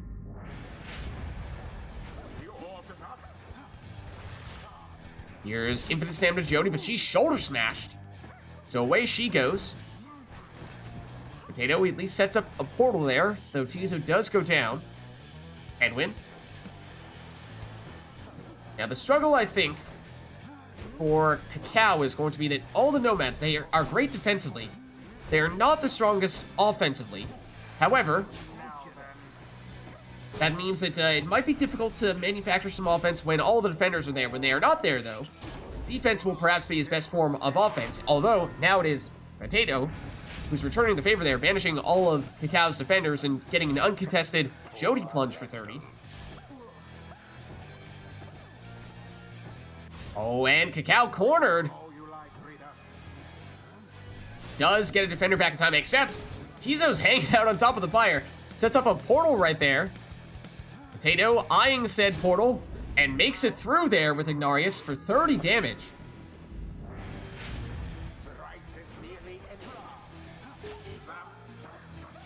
Tizo going through the entire team and once again, right on top of the Pyre. Sets up a portal, and Potato goes through and plunges for the win. Came in with a plan, executed that plan, and walked away with the victory. GG. Thus end this night's proceedings. All right, well, let's head on back. Until I guess the intimidation tactics worked. Exactly. That is totally the plan that I was referring to. Well, let us know, chat, if there's anything we'd like to see after that. Otherwise, we'll reset ourselves here to our defaults. Do we have anything in the queue here? I don't think so. Okay, and heads up, Cacao says this will probably be his last. So that means if there is anyone in chat who is interested in getting in here, then prepare yourself accordingly. We'll be looking for someone to take Cacao's place soon. And, of course, have to go with the never to return accusers. Have to finish on that one. Makes sense.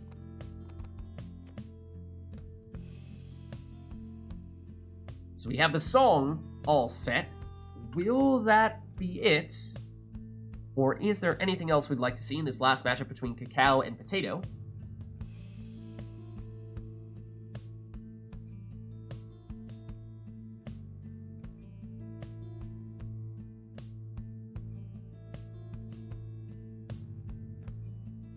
Not looking like it at the moment, so barring any last-minute requests, I think we'll get this one started.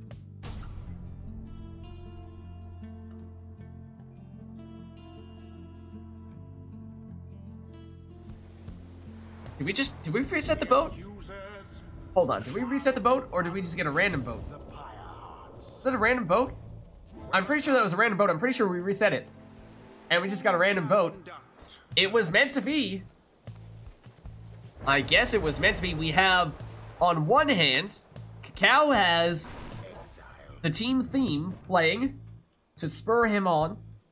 On the other hand, Potato, in the Pyre Hearts home arena, how will those two things balance out? Oh, this will be interesting. Of course, we saw Potato came in last time with a strategy on the boat, and it worked like a charm, getting those infinite stamina demons and setting up portals right on top of the opposing Pyre. Will it be more of the same here? Or does Potato mix things up a little bit in anticipation of perhaps Cacao expecting for that type of setup and finding a way to counter it?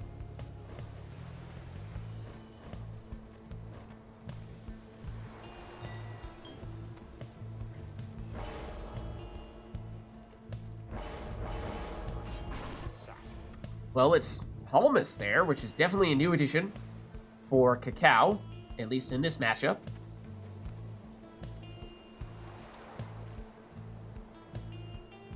Whereas thus far, it's looked fairly similar for Potato. Of course, Webbed Lanthorn Imp can fit in just about any team. Then goes for a meta Jody there. Quick throws that vanish.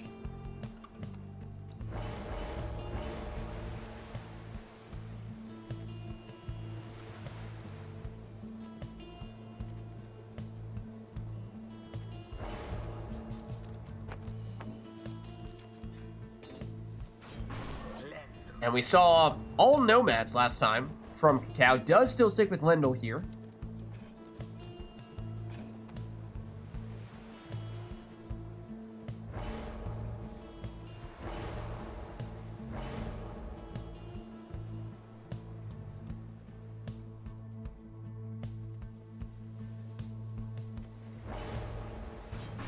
Okay, and Potato does mix it up significantly here, throwing a harp into the equation. So here we go in what we are expecting to be our last matchup of the day between Cacao and Potato.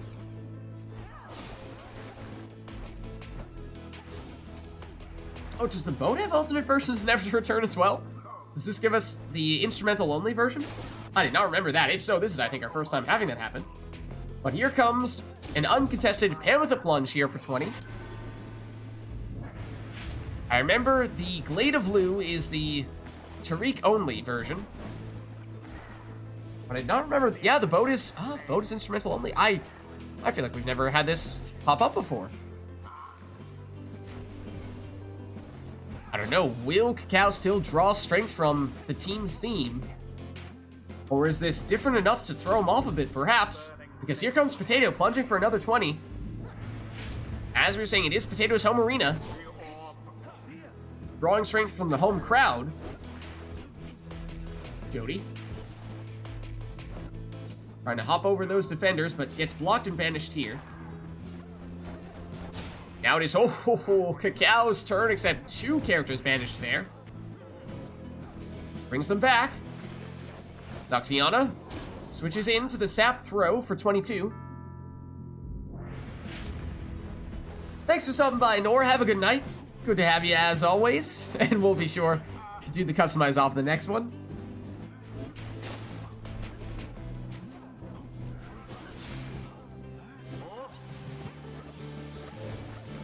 Had to figure out exactly what this... Oh, was it not intended? Was that not something we did? Was that built into the game already? The whole never to return changes depending on which arena it is in? I had assumed that that was something we intentionally did. But maybe not.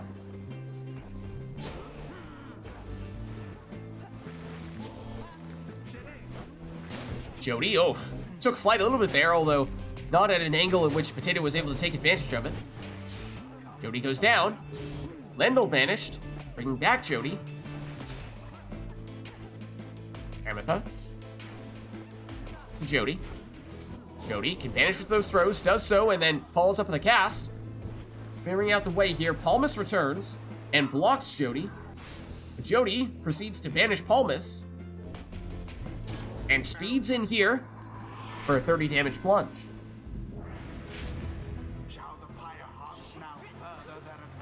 Ah, interesting. Yeah, I didn't realize that.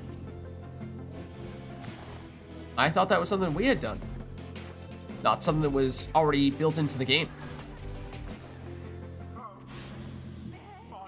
Oh, and now Potato defenseless here.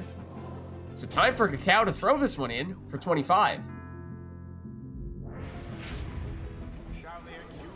And of course, 1 score from Potato from Jody specifically would be sufficient to either win the match or trigger the rekindling. I don't recall as to whether Cacao has any of that.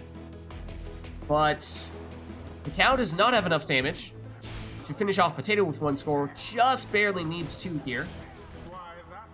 But this could be an opportunity to do just that, because this is an uncontested throw for 20, dropping Potato down to 8.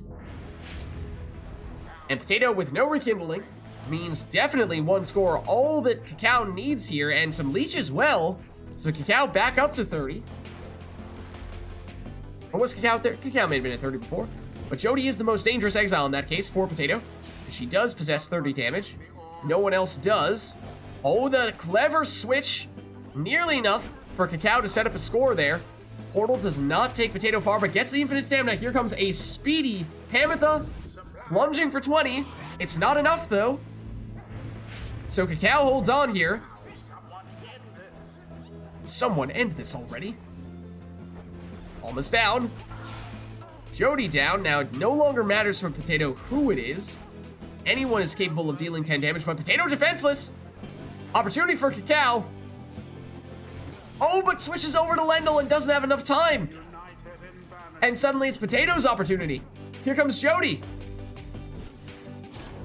In she goes, and yes, there is rekindling. So now we have a truly sudden death match. Next score will take the win. This throw may be unblockable, and it lands for Cacao to take the win. GG. Perhaps a stroke of fortune ought to be thanked.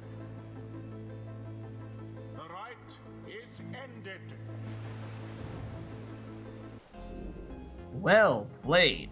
GG. Great match. Till the next rite.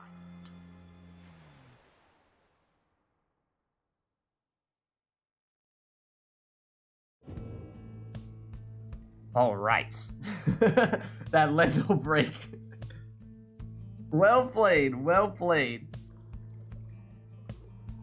I think Cacao was saying this might be the last one for him. Of course, you're welcome to stick around if you'd like. But that is a good one to end on, I suppose. So thanks for stopping by. Good to have you as always, and have a good night. And that means we're looking for one person to jumping in here to take Cacao's spot. And Potato, just to check in with you, are you good to stick around? Do you want to swap out as well? How are you feeling?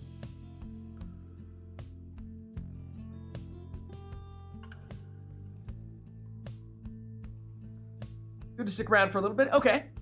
Sounds good. So yeah, in that case, we're looking for one person to take Cacao's spot here. That's alright, I know what you mean. Orf. Ofer!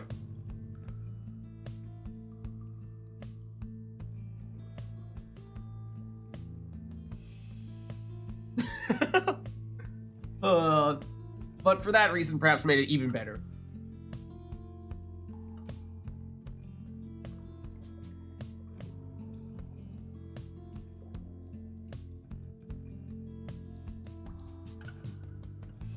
Iroder can jump in.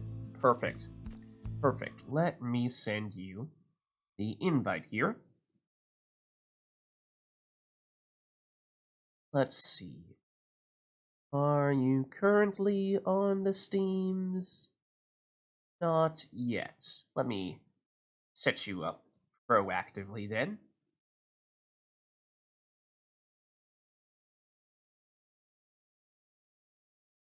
Let's see. What about now? There you are. All right. Invite sent. And Iroder, I assume it will be the withdrawn for you? Oh, looking to mix it up? Thinking.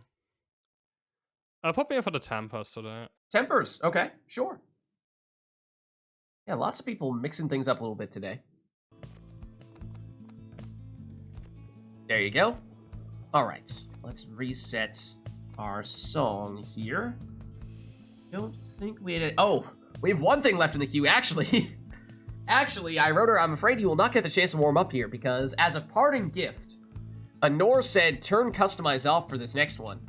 Also, So- I think I'm controller too. Oh, let me double check. Is that what Steam is saying? That is, in fact, what Steam is saying. Do we try to do a switch on remote play, or do we just swap you around in-game and on stream here? Maybe we just go for that. Maybe we just play it safe. So Potato will now face off against Potato, naturally. Of course. No, just Potato switching over from player 2 to player 1. And we'll swap those sigils as well.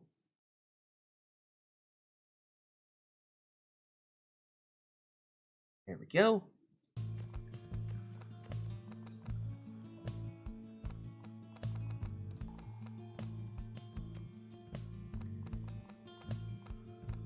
There it is. Okay. Alright, so yes, as I said, customize turned off. So I'm afraid I wrote no warm-up for you. You get thrown straight into the mayhem of randomized Exiles Masteries and Talismans. If we still want an arena or a song, that is possible. We can combine that with customize off. Otherwise, we have just about everything covered here.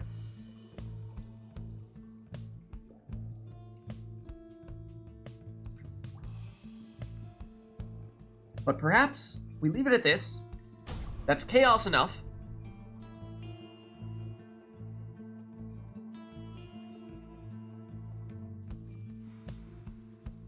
The Pyre Okay, and it's the Glade of Lou. shall take on For Potato, it's a harp, a crone, and a cur. For Iroder, it's a crone, a worm, and an imp. And it's Udmilda, which would normally be his team captain, but of course, we see Iroder switching things up a little bit. Once again, the cursed talismans, always when we turn customized off, there must be at least one cursed talisman. Potato just trying to hold off Iroder until get some reinforcements. Here's Iroder though with Tizo. He goes down. Udmilda, yeah, as I was saying, would normally be his team captain, but since he switched up the teams a bit, now he's playing on the Tempers. No longer the case, but there's Stubborn Flame. Actually, that must be on Forfeit then, I suppose. Oh, and Iroder has some additional starting Pyre life, so he must be coming from a Talisman on one of his exiles there. That's Bottled Void. on Barker, I believe. We also see Bottled Void a whole lot, it feels like, when we turn Customize off. With Milda, right? You do. This is a crazy setup here. Prayer Beads with Milda, Black Claw Tizo, Bottled Void Barker, Stubborn Flame. So we know that the extra Pyre life then is not coming from Udmilda. So that means it's either coming from the Talisman on Gilman or coming from the Talisman on Tizo. Webbed Lanthorn? Was that on Tamitha? Some really strong talismans combined with some really memey and sometimes terrible talismans. There's the Bottled Void. 4 Frit. Cornered here. But has enough time at least to give it up to Tamitha. Oh, and just enough stamina to avoid all the defenders to make it in here for this 20 damage plunge. As we were saying, one of Irota's characters has the 30 starting Pyre Life Talisman. It's either Gilman or it's Tizo. Not sure if we can confirm one way or the other yet. Here is Gilman. He's blocked. Down goes Barker. And Stubborn Flame still active here, so that is a painful maximum of 5 damage on that Gilman throw. Same story here. A weak attempt, and yet it hit the mark.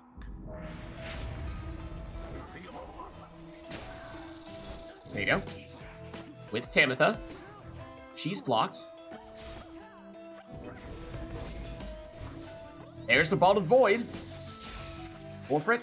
Cut off. Oh, and suddenly, scoring opportunity here.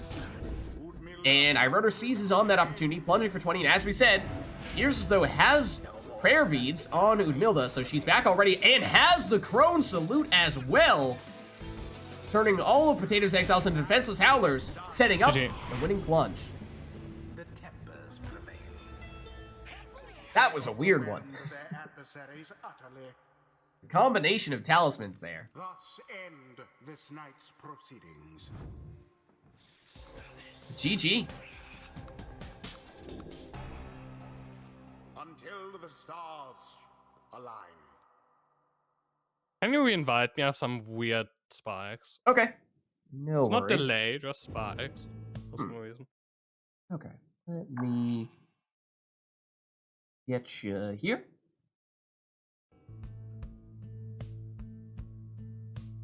In the meantime, let us know, chat, if there's anything you'd like to see between these two. We'll turn Customize back on, unless, of course, that's something that we want to keep turned off. In which case, let us know.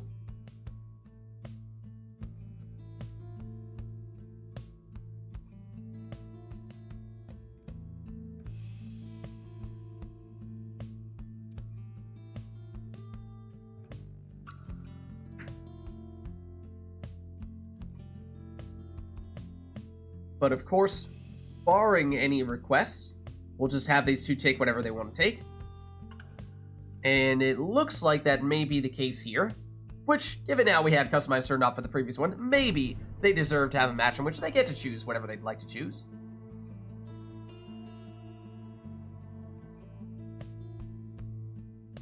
The Pyre Hearts. Okay, we're at the nest. Face the tempers. Welcome. Who shall conduct the rites? And for Potato, it's a Ninja Stowaway with the Quick Throwing Talisman.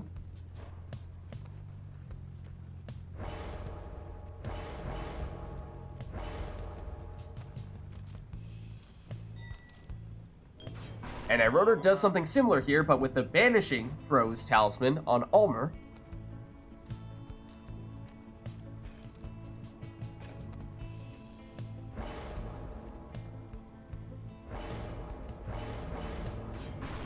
Then Web Lanthorn Tizo for Potato.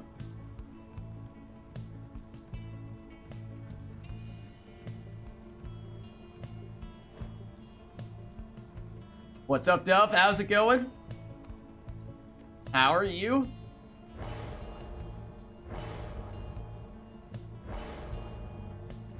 Oh man, Duff, you should have seen earlier today the matchup between Core and Anor. Tizo. Talk about the matchup of the century.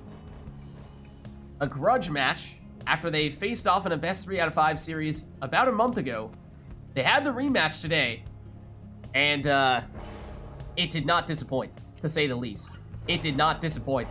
I won't spoil it for you, but oh man, it was fantastic. It absolutely lived up to the billing.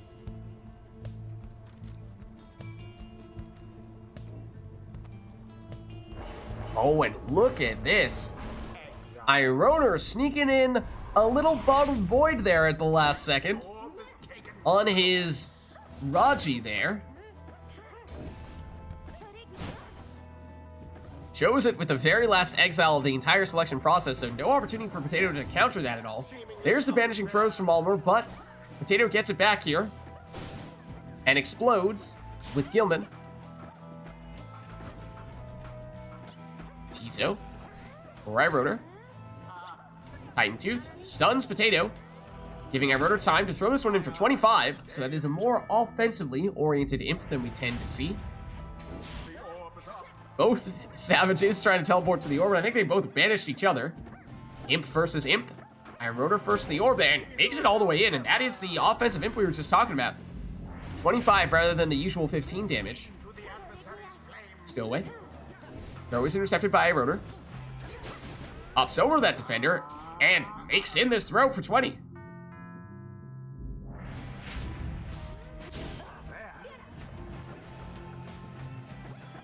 Tiso makes it in again, and once again that is the offensive imp. Does mean, at least for right now, it is a defenseless Ironer. So Potato goes in here for 15 with Gilman. Cord's like, excuse me, I won the first time, thank you very much.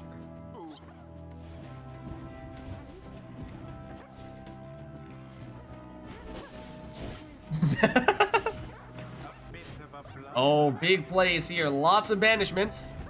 But Potato teleports to the orb. Oh, and was looking for that portal to find an escape route, but can't find it in time. No one back to defend this throw. And that's all Ironer needs. The tempers prevail. GG. They vastly outperformed their adversaries. The ceremony The Titan Tooth. is complete. A devious play. But well played indeed. Until the stars align.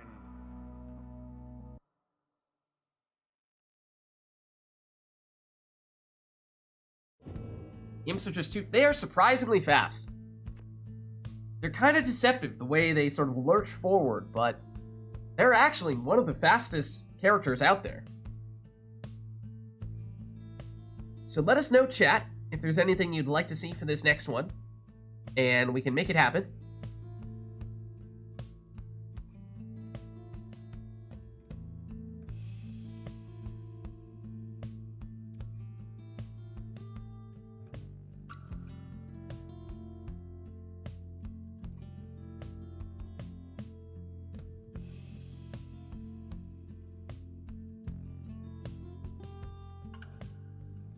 Of course, barring any requests, we'll just have these two take whatever they want to take. That's what we did last time. And we can do it again if that is our preference.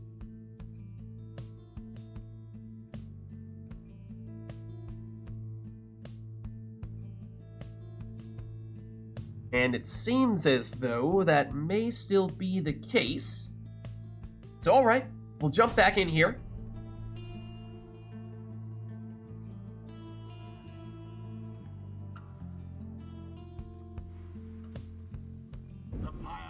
And we're back at the Glade. I'll take on the tempers.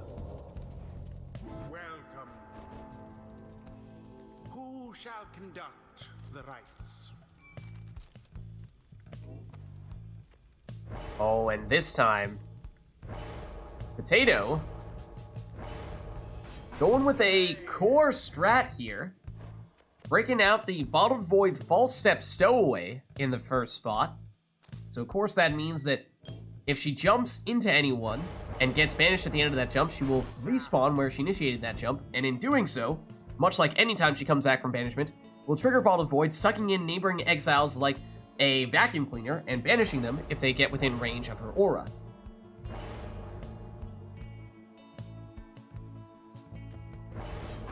Then Sacred Bond, Power Casting Headwind to give another way to get Stowaway back to trigger that Bottled Void.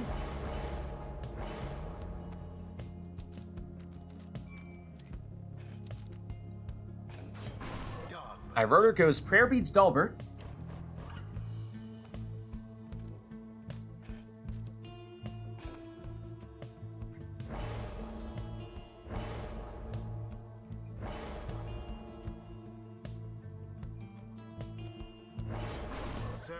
Then Gilman to the last spot there for Potato.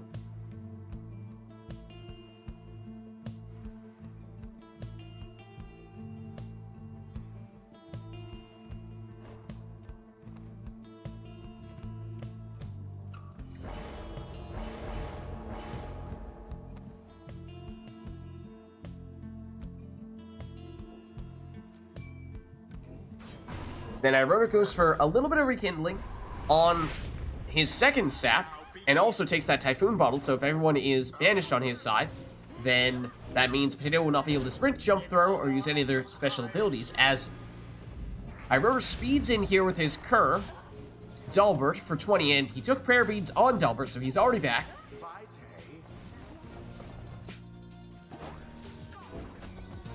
Here's Palmas. Quick throw. Stowaway picks it up, though. Goes the other way. And tries to make her way in, but she gets blocked and banished. Then again, of course, that does set up the Bottled Void shenanigans. Iroder, gets sniped there. But Headwind goes down as well. Is Dalbert quick enough to make it in here? No, the defenders are back in position, in time to block him. But he gets it back. That is a speedy Dalbert.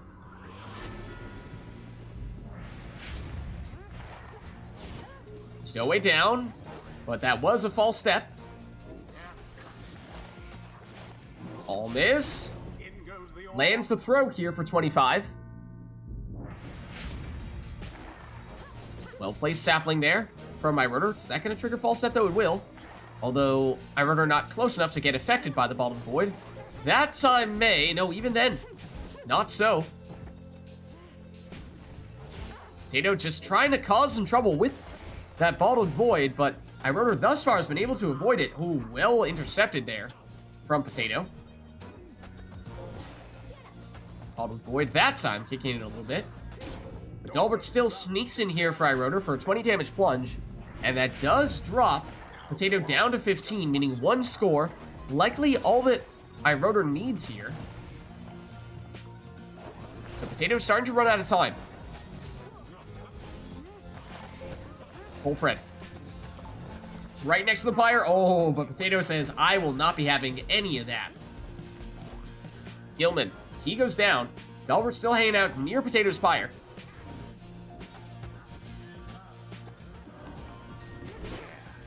Dalbert, sniped.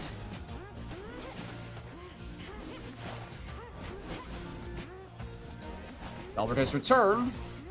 Iroder focusing on Bullfred here. That throw may be unblockable. Oh, but it's just barely too short. Potato holding on here by a thread.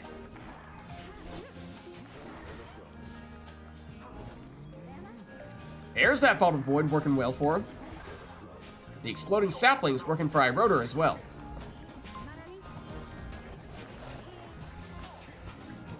Throw off target this time for Iroder. But this time it lands for the win. GG. Adversaries must be crying tears of shame. The rite is complete. Alright, let's head on back. Until the next rite. Excuse me. Brighton.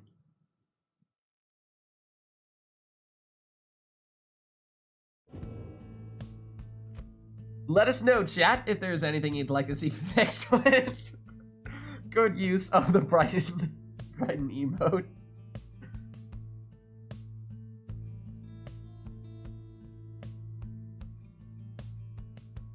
Potato says, willing to swap out if there's anyone else who would like to get in on the action here. Is there anyone who would like to take Potato's place? If so, let us know.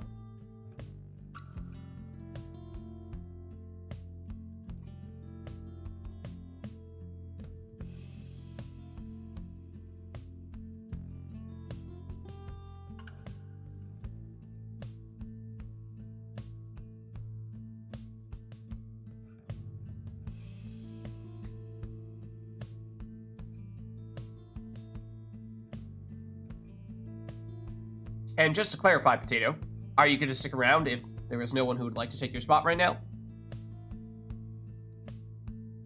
Or do you urgently need to leave? No, you're good? Okay, awesome.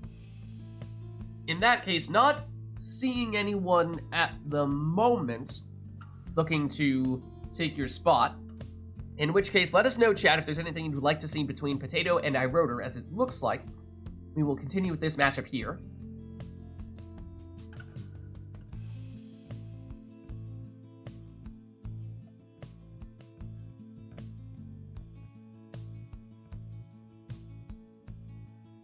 Ah, okay, okay. Some Transistor songs. Oh, hold on.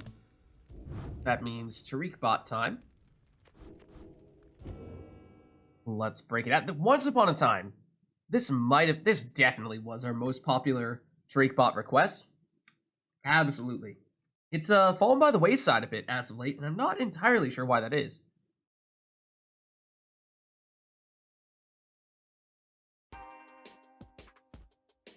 Not entirely sure why it has fallen out of popularity. There we go. The song is set and ready to go. Anything else we'd like for this next one?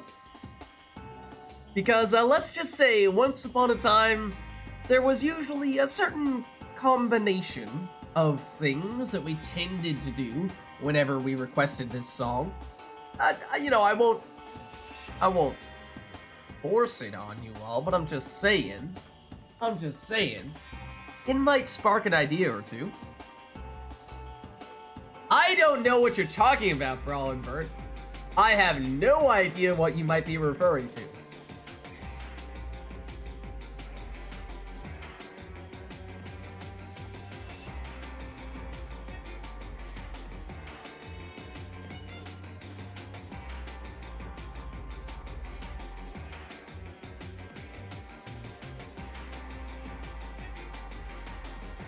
Alright, looks like it'll just be the song for this one, though. So let's get this thing started, then.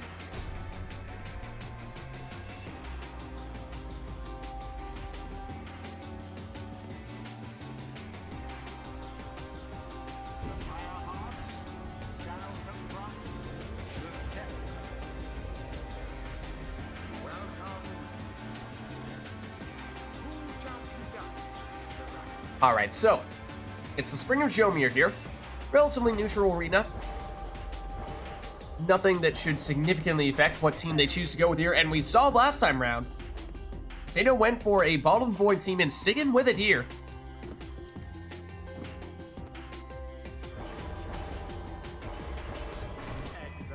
Run it back real quick.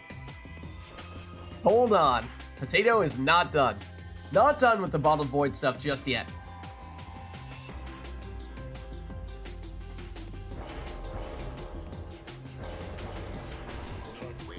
Goes for Headwind, power casting the next spot. Last time, of course, we saw a bunch of saps from iRotor. But this time, that's double harp, so definitely, even if Potato's team remains largely unchanged, iRotor's has changed significantly. So certainly not the same matchup we had last time. Oh, hold on just a second here. Where is this coming from? That's triple harps for iRotor.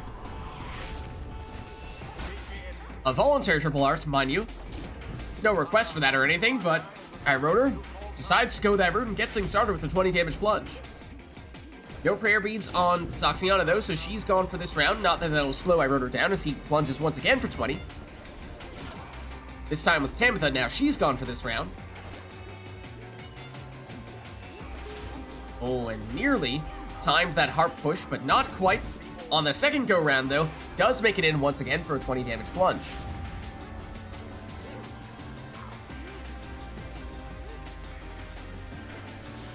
Stowaway trapped in the corner there. She goes down. Iroder trying to find a counter angle. Wow, back and forth. It does eventually find the way into the Pyre, though.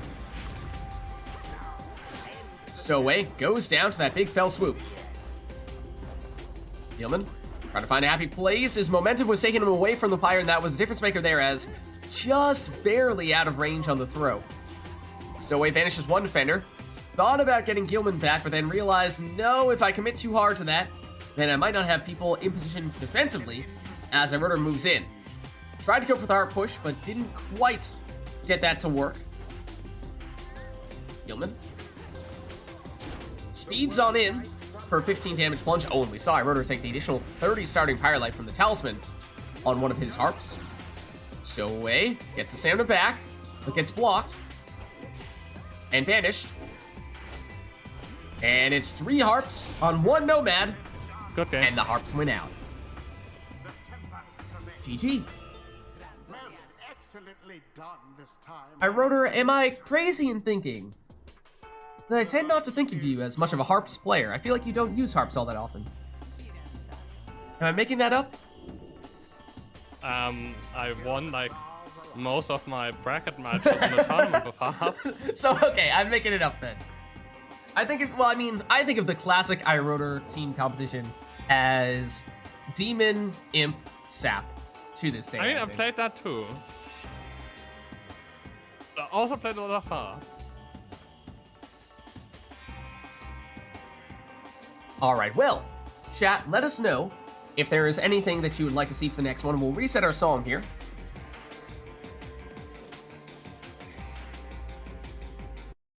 Which means, unless we have other Tariq bot requests, we'll turn back on the in-game music here.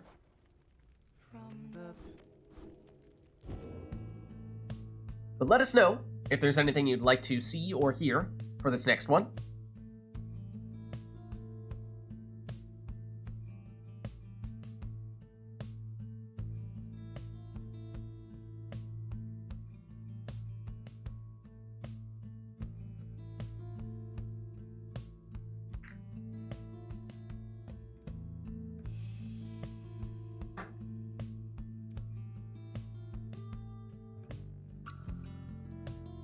But if not, of course we can just get these two back in here. Oh, and I think Potato was saying a match or two ago that if there is anyone who'd be interested in hopping in here to face off against Iroder, then that is something Potato is up to doing. So at the time, there was no one who was interested in doing so, but if there is anyone who has not yet gotten the chance to play today who would like to, then let us know.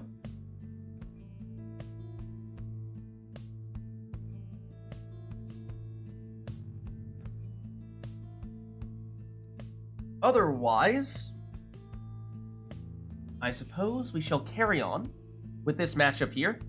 No requests at all for this one. Not even a song. So, of course, you're free to take whatever you'd like to take. Oh. Hold on just a second, though. That is the sound of the boat. That certainly could affect quite a few things here. Potato is hyped.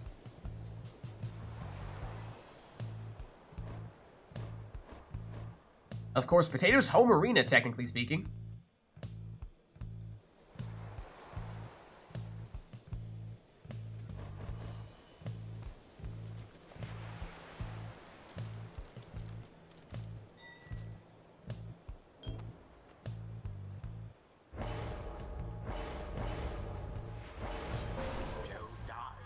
So Potato starts with a ring on Jody, potentially giving her infinite stamina at the start of the round.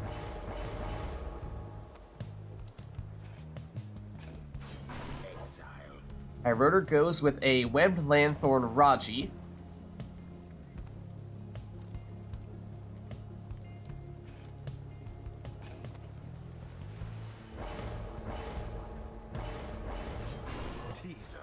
Then also Web Lanthorn Imp in their second spot there for Potato.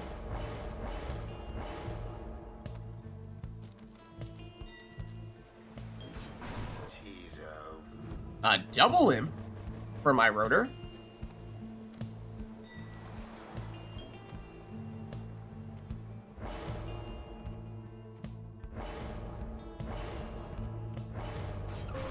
And double Demon coming from Potato with that second ring means they will both get infinite stamina at the start of the round.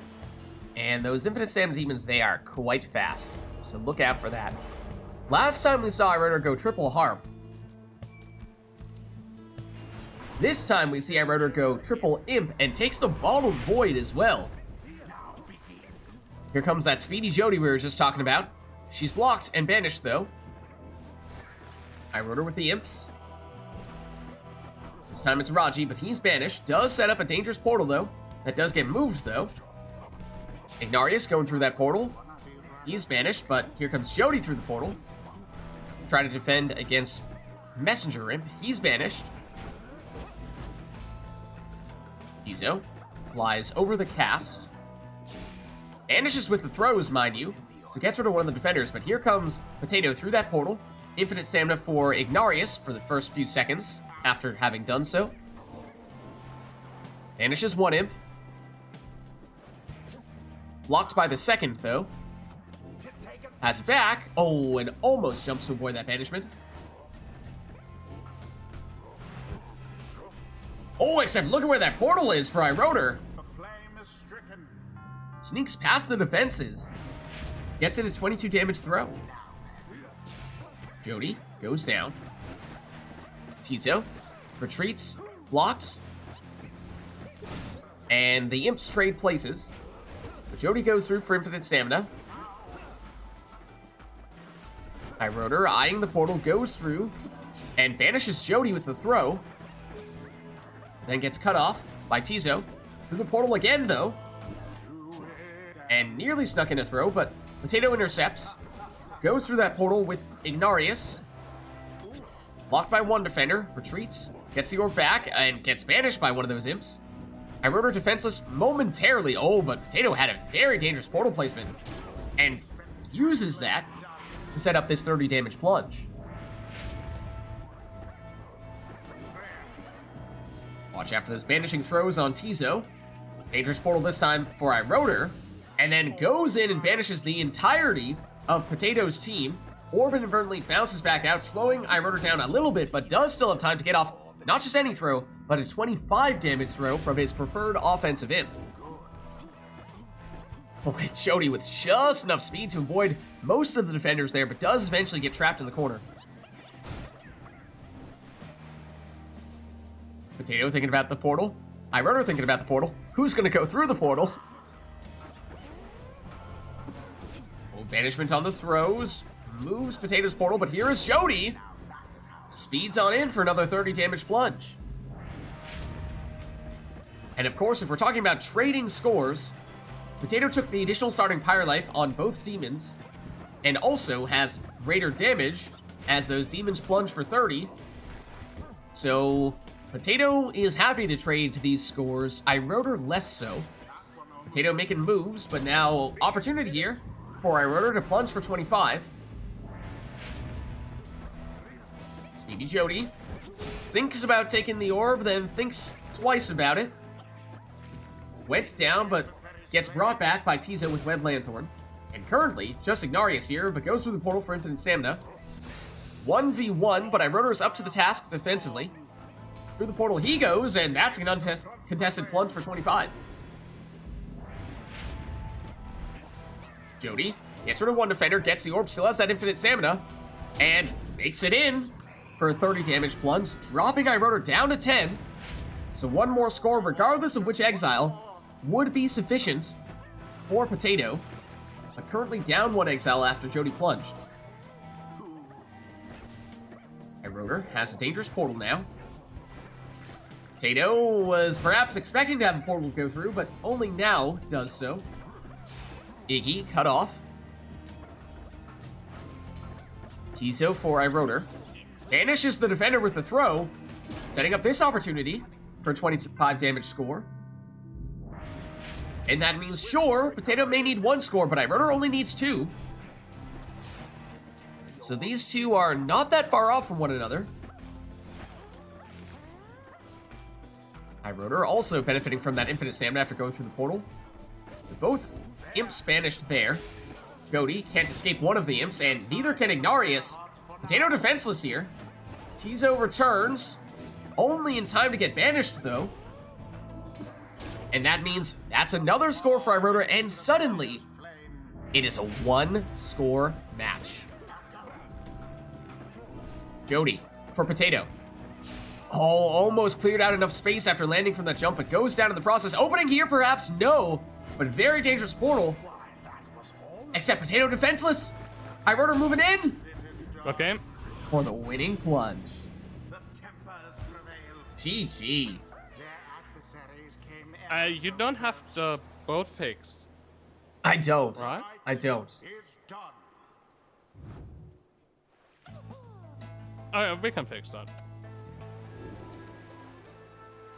Until Imps for the win.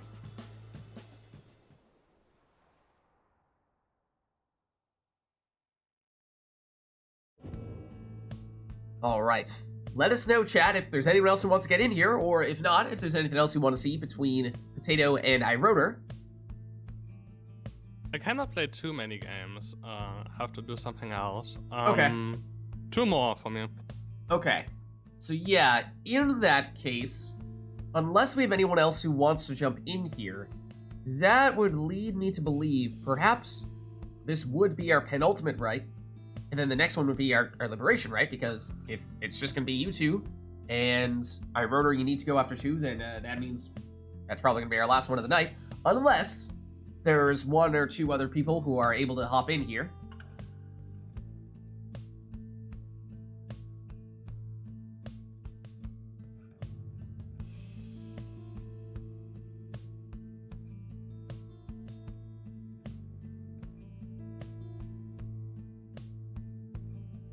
And so if this is our penultimate right, then that would mean this would be our last chance to get any requests from chat, because of course, for our liberation right, we'll have both players take their preferred team compositions, and no requests for that match. So it looks like that will probably be the case here, as I'm not currently seeing anyone expressing interest in jumping in. So if there is anything that you would like to see before the end of the night, then this is our last chance to make it happen before we go into our liberation right. So let us know. Speak now, forever hold your peace. And your lid coin.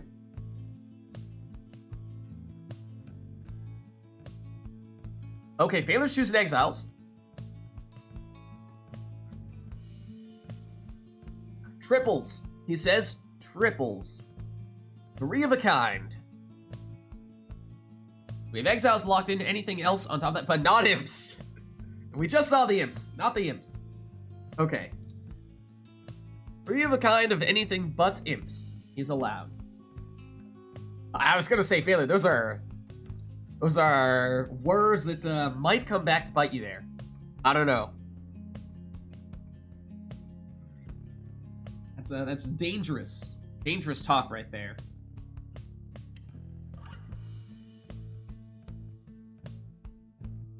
But it looks like that may be it for this one.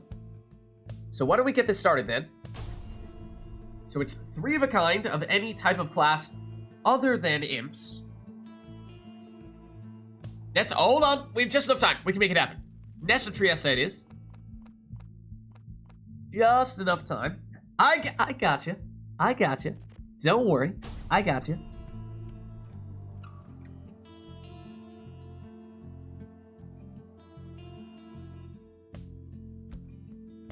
The Pyre Hearts versus the Tempers. All right, so of course, the thematic selection would be for players to take all harps here. And we will see if that is the case, because, of course, it is 3 imps, or 3 characters of a kind, not imps. It's never too late. Exactly. And it looks like that is exactly what Potato will do here. Triple harp.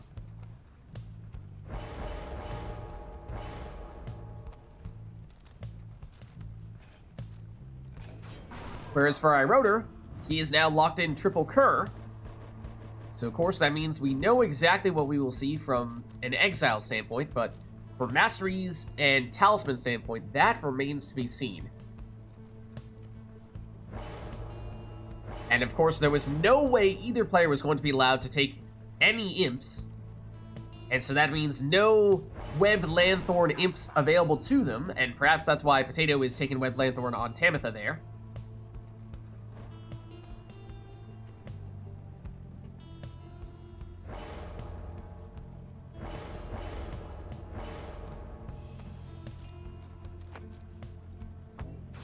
iRotor goes Scribe Rock for a larger aura on Barker there.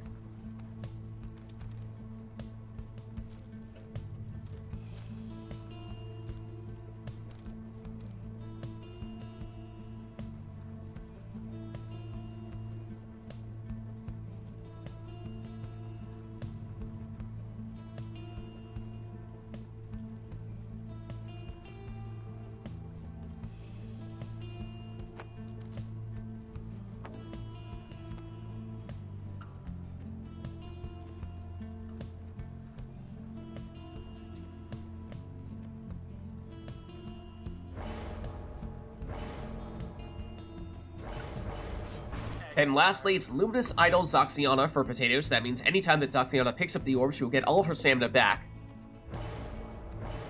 And of course, last exile selection for iRotor needs to be Rookie. And for him, he goes for the Bottled Void. Okay, so here we go. And iRotor tries to go straight in for the score there, but Potato's not going to let that happen. Ametha here for Potato. In this Harps versus Kurz showdown. Ametha makes it in here for a 20 damage plunge. Race to the orb. iRotor wins that again. And sneaks in this time for 20 damage.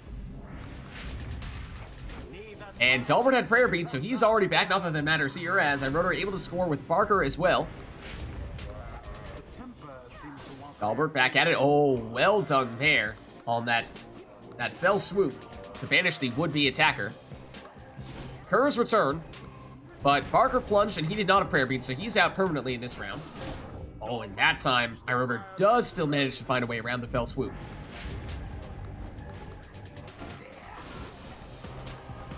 And pushed away was Barker that time. Dalbert fakes one way, goes the other.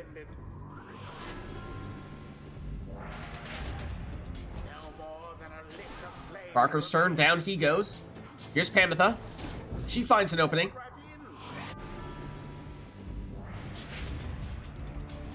Pamitha had prayer beads, so she's back in this round. So Potato's still at full strength. Oh, but down goes one of those harps, and iRotor follows up for the winning plunge. GG. Whilst that of their adversaries is but ash. Thus end this night's proceedings. You love to see it. Alright, well played, you two. And as I said, because it does not appear as though we have anyone else looking to jump in here, and iRotor was saying he only has time for one more match, I think that means there is only one thing left, and that is, of course, our Liberation Rite. Fall of Solium, sermon intro on. No request for this one.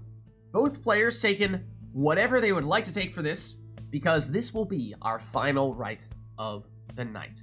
So, prepare yourself accordingly. What did I forget to do, though? That was supposed to give us the sound effect. I didn't turn on the sermon intro. What did I forget? Oh, the Never to Return. Of course. How could I? How could I forget? Tempers, the Player 2 version. There we go. That's more like it.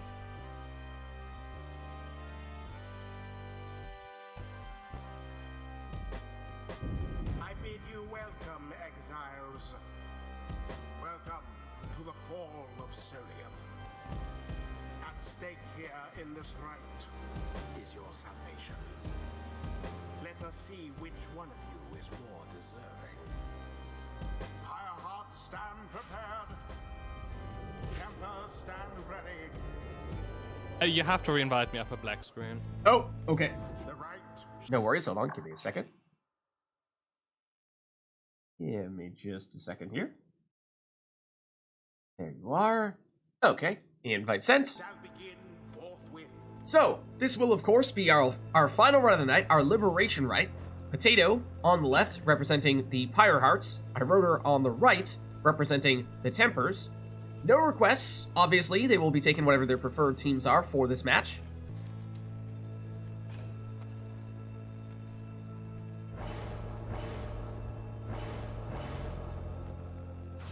And so Potato starts off with Pamitha in the first spot.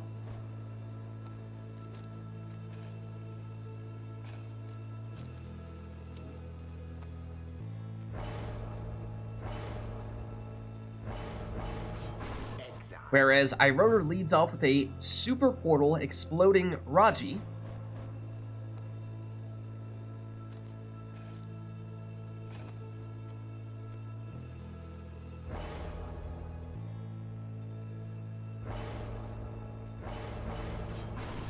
And Web Lanthorn Tizo for Potato.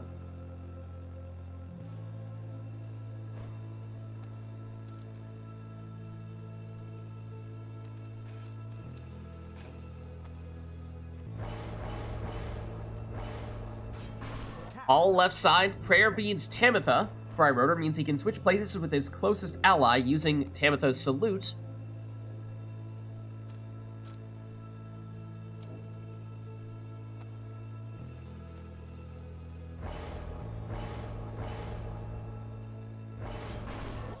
And last one for Potato is Sir Gilman.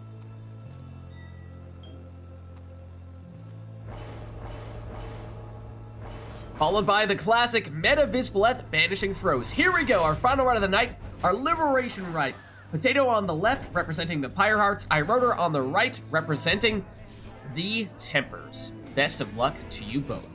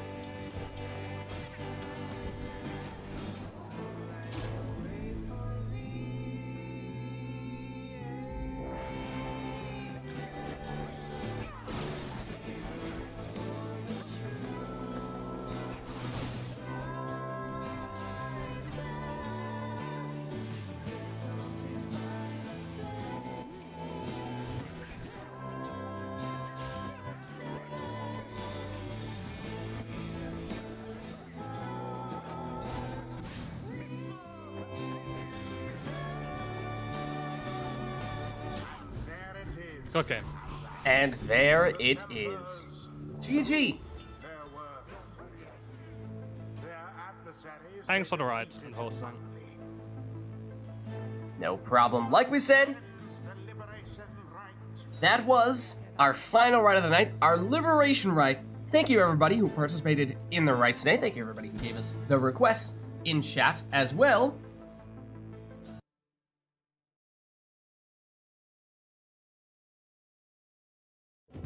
I am going to hop out of the Discord, but I will see you guys next week. Cha. Alright, well. Let us, maybe we free these two from the prison that is Steam Remote Play.